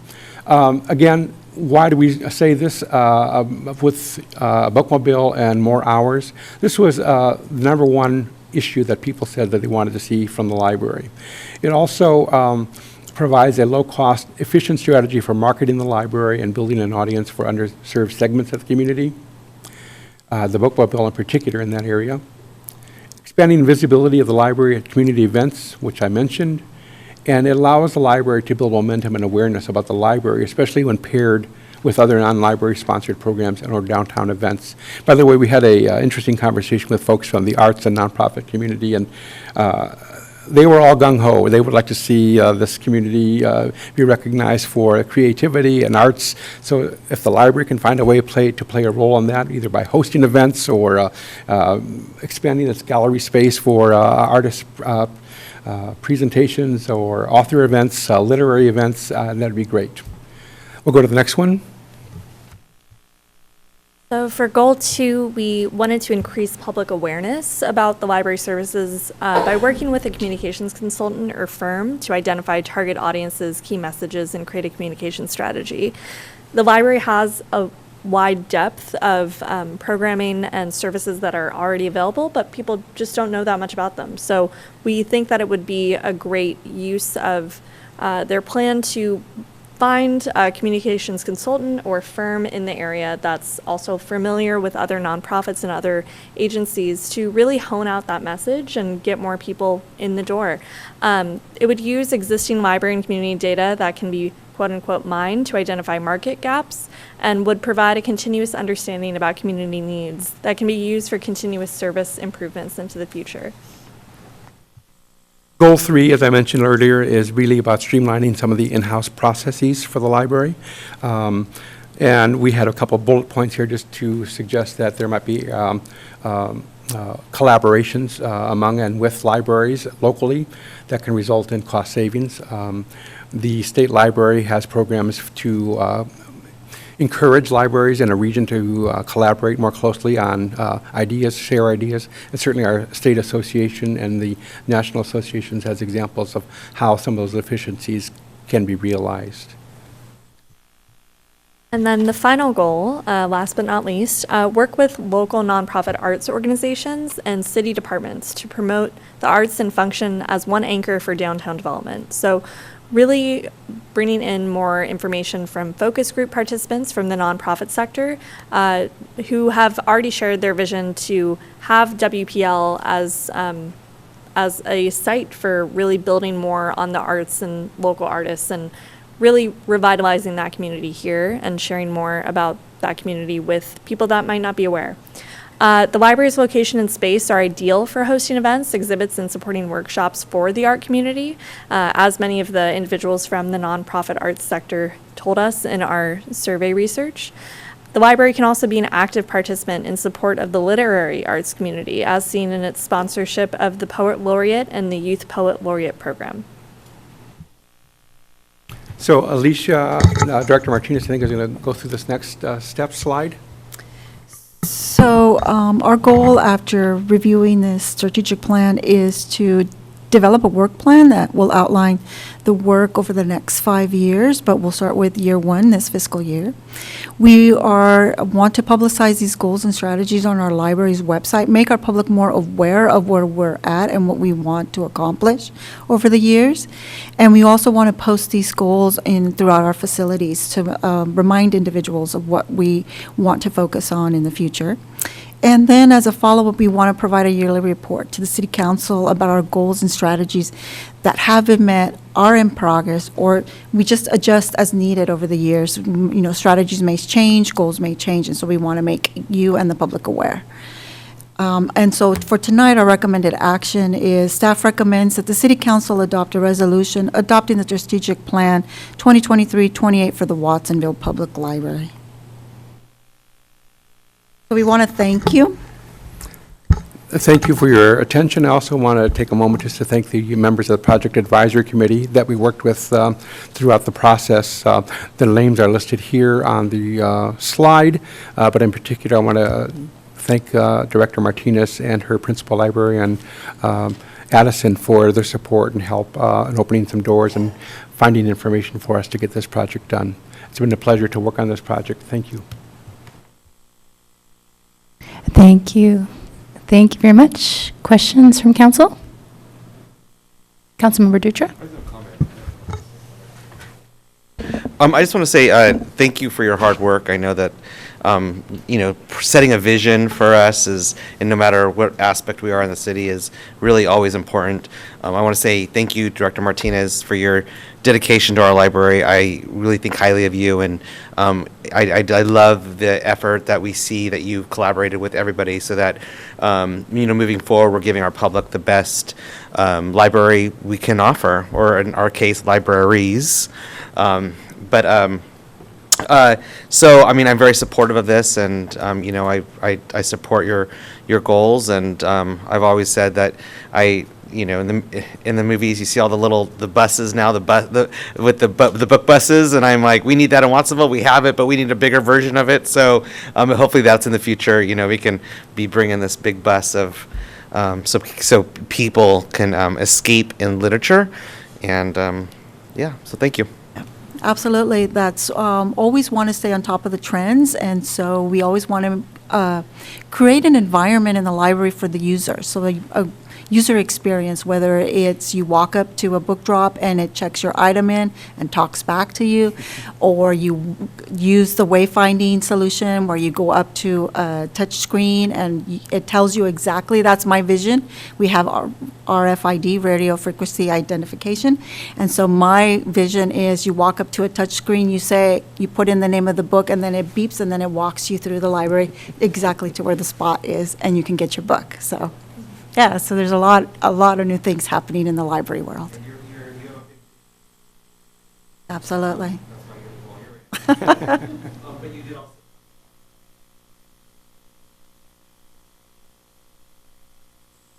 Well, I think that's a great idea. I'm sure other libraries, I've been in other libraries, and I know the one in West Hollywood, they exhibit art all the time. It's beautiful. I just go in there and look at the art, you know, not even the books. So I think that's great that you guys are thinking about that here locally, and I think that would draw in a lot of people as well. Absolutely. Councilmember Orozco? Thank you for all your work in putting this together. I'm a big fan of libraries, and my two oldest love pajama story time. So anytime that we get the opportunity to go, we go, and they enjoy it a lot. I have a couple questions. So as part of some of the findings from the different surveys, you identify expanding hours to the weekend. I'm wondering if there was an opportunity for the public to weigh in what those hours should be over the weekend. And- Absolutely. Yeah, we would put out something in our website, in our libraries, also out in the newspapers, indicating, you know, what are convenient hours they would like to see, you know, whether it be Sunday or Saturdays. We really want to be a part of the downtown-specific redevelopment plan and making sure that, you know, our library is a community hub. And so I think giving the public the opportunity to decide what hours is a great opportunity for buy-in. Okay.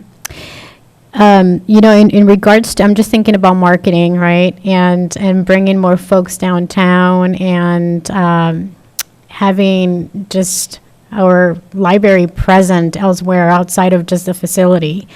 So, you know how we're trying to utilize our plaza more, right? So having maybe, you know, story time at the plaza, right? Like something that's more large scale, or even like a book fair, but ran by the library, I think would get people excited. I know it will get me and my kids excited. But just, you know, I think having, instead of having the community come to us, we got to go to them. Absolutely. And really build that partnership and that connection. And I think those community events, when it's catered to them, I think we're going to reap the benefits of taking the time to really connect with our community members. Absolutely. There, let's see.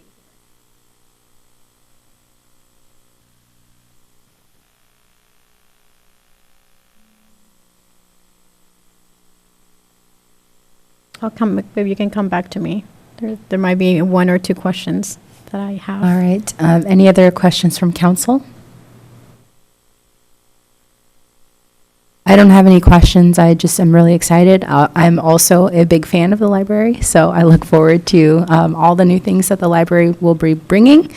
And I want to give Councilmember Orozco a chance to ask her question before we move on. Yes, I actually have it. Okay, great. So I was looking at just the statistics when it came to comparing the Watsonville Public Library to other libraries in other cities. Looking at the population and the card holders. And I was looking at Placentia specifically. So they're around the same like population, but they have like 15,000 more card holders. And I'm wondering if we've taken the time to really analyze what they may be doing different to increase participation here in the city, or, you know, it's all about best practices, right? And looking at what other communities are doing that has been beneficial. So that sort of stood out to me. So I'm wondering if you've taken the time to delve more into that data or look at other surrounding cities and libraries. Absolutely. We also have to remember that even though they do have a number for card holders, sometimes they don't hold to retention schedules. And so we're very, our numbers are very precise and accurate because we do eliminate users who haven't used our library in the last 3 years or so. So we're always on top of that. And just so that we can, for applying for grants, have accurate numbers and statistics. So, but that's why goal number 2 is really important, is our marketing strategy is how do we encourage individuals to sign up for a library card, not just during the month of September, but throughout the whole year. And so, like you said, Yeah. going out into the community and registering these individuals will boost our numbers. Right, and just being smart with our time, right? I mean, there's so many things already going on in the community. Utilize that space, right? Like PVUSD has their annual conferences, parent-student conferences. You already have 200 people present, right? So it's being smart with also the strategies. Yep, that's what we're doing. We go to every resource fair at the high school level and also at the junior high. We're also partnering with the library technicians during when they go back to school. So when they have orientations for their new students, we are going to be there. So we're a small but mighty staff. We only have 8 librarians, and so I'm one of the 8, and so it's only so much we can do, but we do a lot with just that Right, and small so staff. that's what my comment was alluding to, right? Just being smart with the time. If you already have the attention of X, Y number of residents in their community, is utilizing, your staff and time as efficiently and effectively. Absolutely. And we also want to mention that we only not just serve Watsonville residents. We serve outside of our city limits. A large part of our population that we serve is Monterey County residents also, our Pajaro residents. And so we don't reap any benefits from that side of the county, but we still are very passionate about how we provide service. Yeah, I mean, and there's, within just the city of Watsonville, I mean, there's schools without a library. Yes. So it's also utilizing that as a resource. Absolutely. So that's my vision for our mid-size bookmobile, is to go into those sites, even though they're not in the city limits, but they're still part of our school district, and provide that service. Great, thank you. Yes, go ahead, Councilmember Dutra. Very quick. We are just thinking here outside of the box, just thinking maybe, that have we ever thought about reaching out to Monterey County or even Santa Cruz County for funding, since we are servicing outside of the city of Watsonville? Monterey County, we haven't recently, but we may in the future. We are in partnership, we are part of the financing authority with the Santa Cruz County system, so we do get funding from. That's how we get our money, 3.9 million a year. But wasn't it a lot more at one point? No, it's always been between 3.9 to 4.2. Oh, It okay. depends 'Cause on sales tax. I felt like that's why a lot of the rest of the county was their library. They were mad at us because we got a big chunk of the funding. We built this beautiful library. There is a percentage and there is allocations, and it's based on registered citizens, so it's based on population U.S. Census, and so we do get 24.78%, and of course Santa Cruz is much larger, the county and the other cities, so they get 70+%. Councilmember Faga mentioned one other thing. The state has a program called Transaction-Based Reimbursement. It's under the California Library Services Act.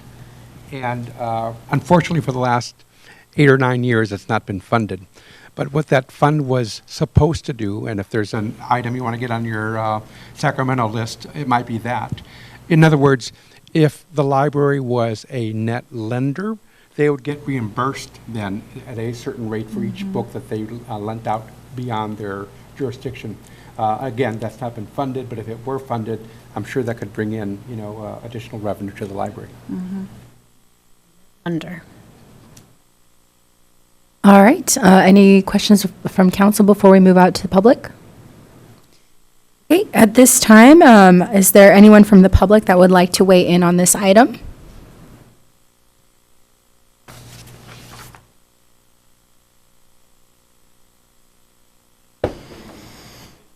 And members of the public, my name is Sam and I'm from District 3. Last time I was in the library, it's such a beautiful library. I can say that it honors a lot Watsonville and everything that it has around it. And I agree with Orozco, maybe we should have like a book fair. Because growing up myself, going to Calabasas School, I remember they having book fairs and just getting the attention from children, maybe that would be awesome. And Miss Carter and Dutra, maybe they have some books for you guys from Portugal, since they had a couple right there. Maybe we could put some in the library as well, just to show that, you know, we had our council members go all the way to Portugal and bring back something that's very important in our city. So I appreciate the hard work you guys do. Thank you. Thank you very much. Anyone else from the public that would like to weigh in? All right, seeing none, I am going to bring it back to council for a motion. I'll make a motion to approve the strategic plan for the library. We have a second? Okay. We have a motion and a second. Can we get a roll call vote, please? Yes. Clark? Aye. Dutra? Aye. Orozco? Aye. Parker? Quiroz Carter? Aye. And Salcido? Aye. The motion carries. All right, any, do we have any other comments before we move on? All right, well, thank you very much. We're very excited to see all the new things that the library has to offer. With that, we are going to move on to item 11B. And this is considering the ratification of further deferral of on-off-site permit fees and deferral of cleanup deposit fees to September 1st, 2023 relating to the Hillcrest subdivision project located at 511 Ohlone Parkway. And this will be a staff report by City Manager Mendez. Yeah, thank you, Mayor Pro Tem and Council. Just very briefly, as you know, this subdivision project has been worked on since 2017. There's a little sort of brief summary of how long this has taken. So over the last several years, there's been a lot of starts, changing, readdressing, updating, amending, etc. On December 5th, 2022, the council did approve a resolution approving a public, an on-site improvement agreement. So that's kind of, since I've been here, that was sort of the latest change that occurred. So all of that was moving along. And staff was working with the developers and everything. In May, we got the request from the developer to approach exploring the possibility of issuing an on-site permit so that the off-site work could work, and a short deferral of the permit of fees. The development agreement established sort of how the fees are going to be paid, by when, set the fee amount, set the fee levels, and so forth. Because of where we were with the process, I under my office, and because of the short duration that we had kind of worked on the fee deferral, I did issue a 30-day short-term agreement to allow the process to continue and give them the ability to make some payments. Well, as things progress, they again asked for additional consideration. As is laid out, there was an additional request, and I asked for some more information. At the time, I did not feel I had the ability to kind of move the payment of the fees a little further out. So after we had some little more discussion, what you have before you is a agreement that I did sign with them with the condition that it come to the council for ratification. The agreement did break down the initial fee permit request into 2 installments.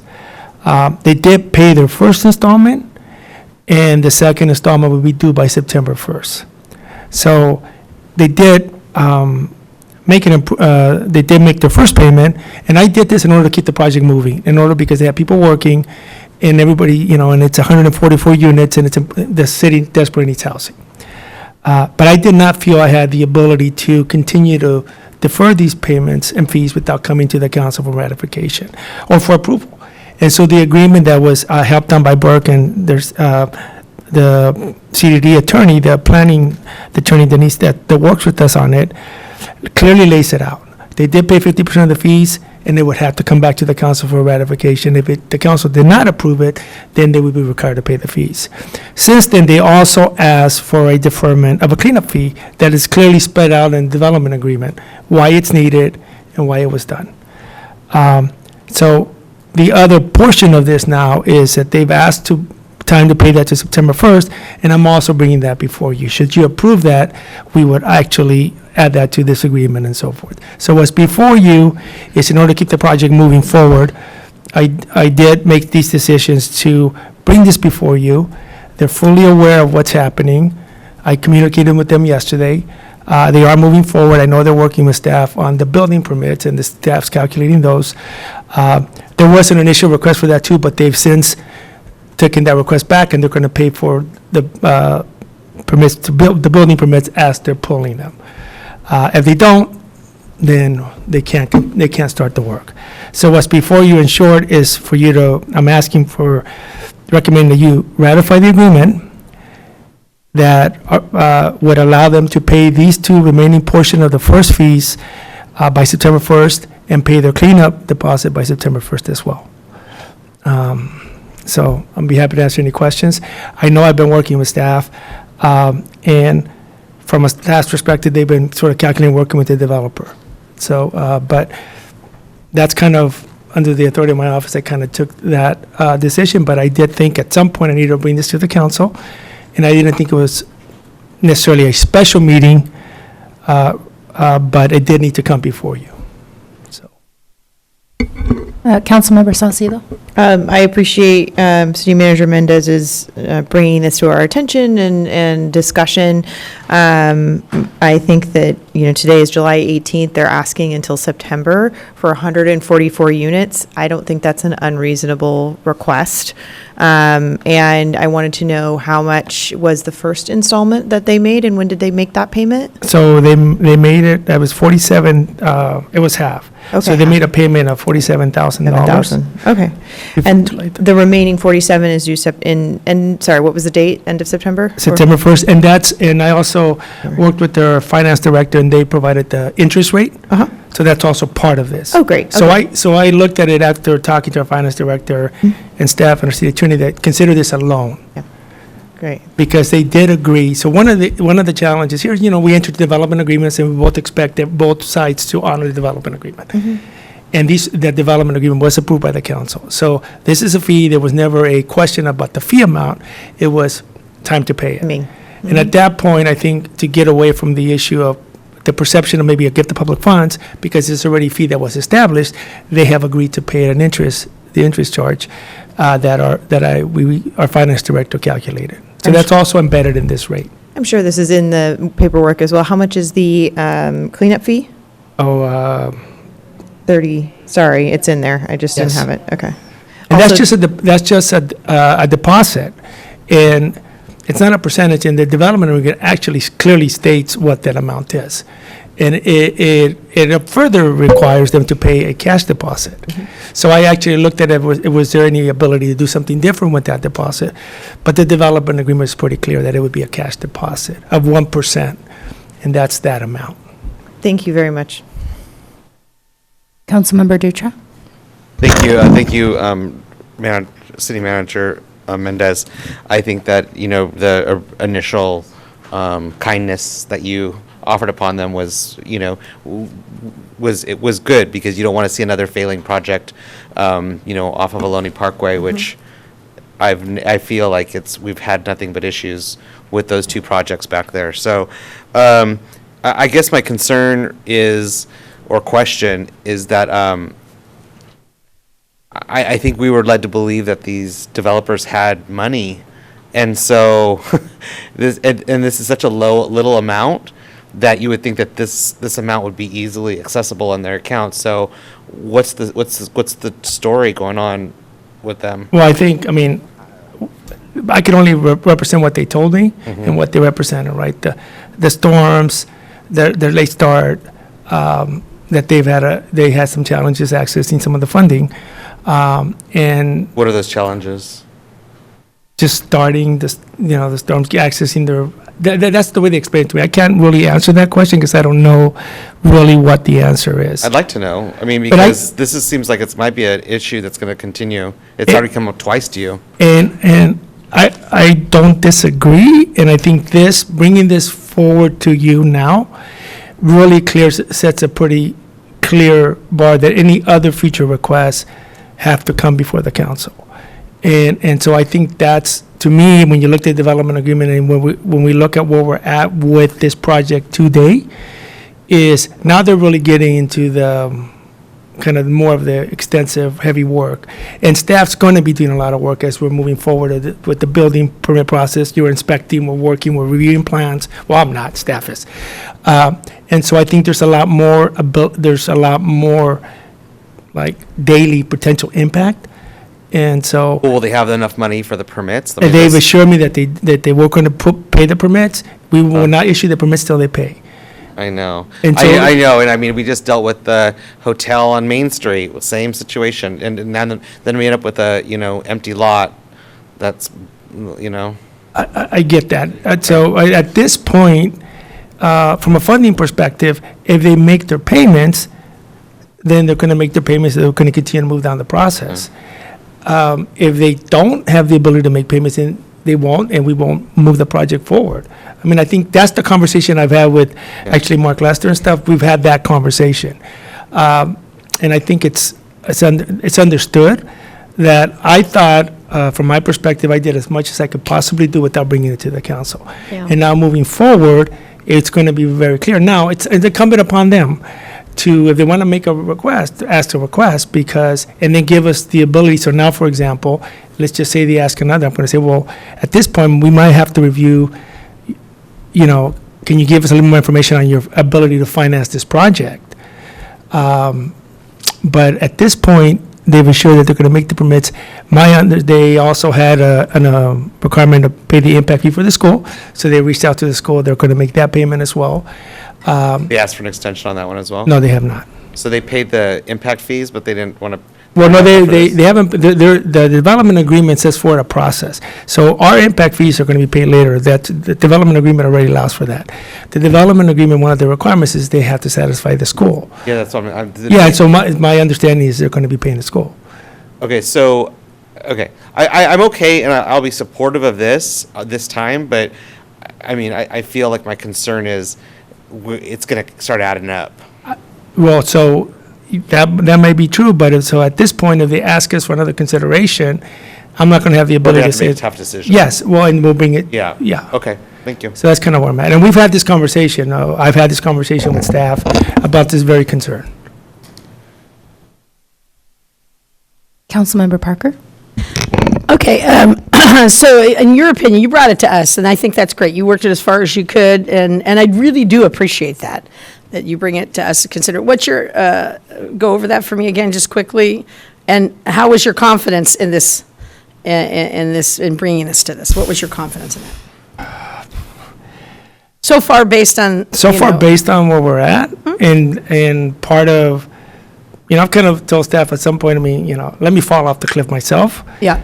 And even though Tomas, and they try to sort of grab me back, I'm going to say that I'm not warm and fuzzy feeling about this. But you're not ready to dive. But off I'm the not cliff. ready to dive off the cliff, and I'm not ready to say this project is not going to succeed. Yeah. And part of it is, I'm starting to, for better or for worse, I'm starting a relationship with the development of the project, right? Right. And at the end of the day, I can only base it on the information we've been provided. And I was very clear with them when they asked me, and I think, Mark's not here because I had asked him if he could show up, but that, hey, it's very difficult for me beyond the 30 days to say I'm going to, because you're the one that came to me with, I just need this time, right? And I don't know your financing. I'm not underwriting, the city's not underwriting the project. Sure. And so that may lead to some more communication between you Correct. that could be more open. That's exactly what That's we're doing. fabulous. I And- appreciate you having that conversation with them. Because past city managers have been caught in traps by some of the folks, whereas some folks still owe us Correct. hundreds of thousands of dollars that have people living in them, their projects now. So I really do appreciate you taking it to that, opening up the conversation, and then bringing it to us. I feel pretty confident that this is going to move forward. I think anything that's been going on with them, if there has been anything going on, has to do with supply chain and the massive amount of water that came down during the storms. So, dealing with that on a construction site. But other than that, I see the plan. I guess it's probably, we just see the track record as we go along. If they have open communication and they always follow through, that's great. We're in good shape, right? And I think, we have a few weeks to kind of the next major test, I suppose. Yeah.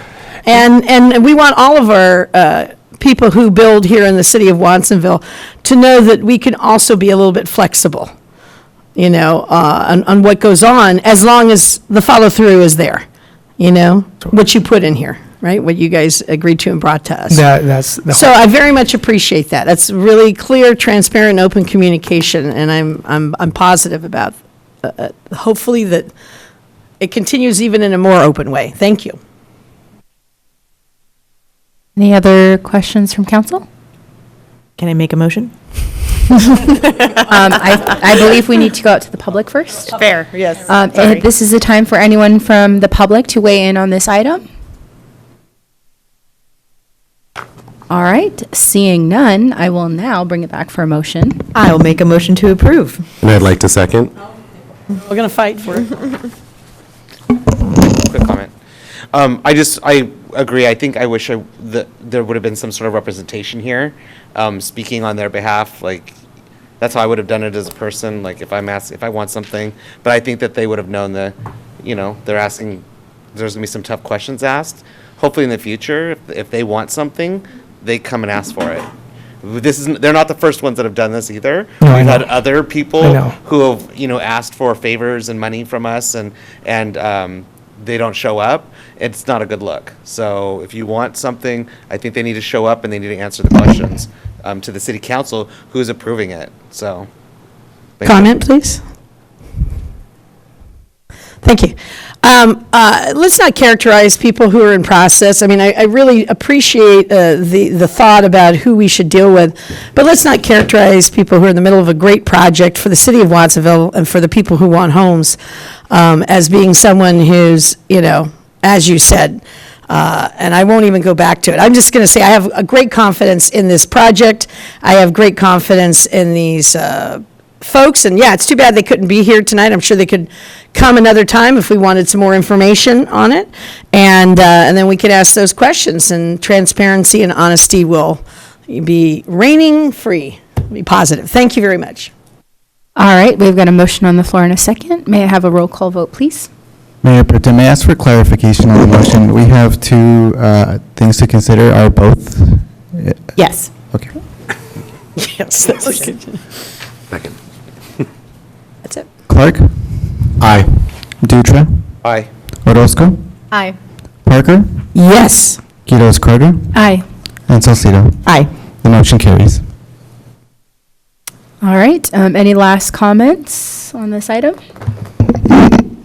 Okay, seeing none, we're going to move on to 12. We don't have any emergency items added to the agenda. Do we have, item 13, do we have any requests for, yes?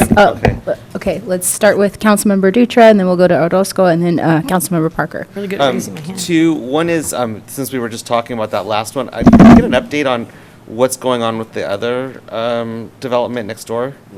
Because I have no idea. I mean, I feel like it just looks like it's in standstill, so.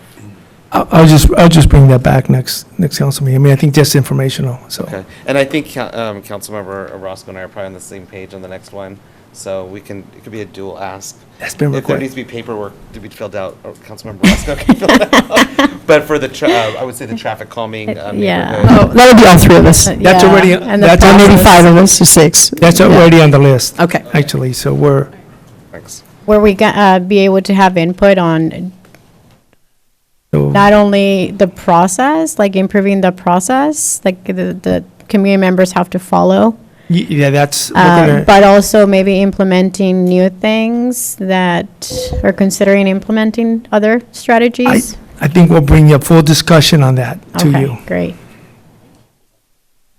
Councilmember Parker? No, so that really covered the majority of it. The other part of it I wanted as a component, traffic cameras that are focused on stop signs, because that seems across the city to be where the majority of people are not following the law, Need cameras. Yeah, and I don't know, just an exploration of that. All right. Any other requests? All right, seeing none, I will officially adjourn. Great job, Vice Mayor, for running the meeting. Good job.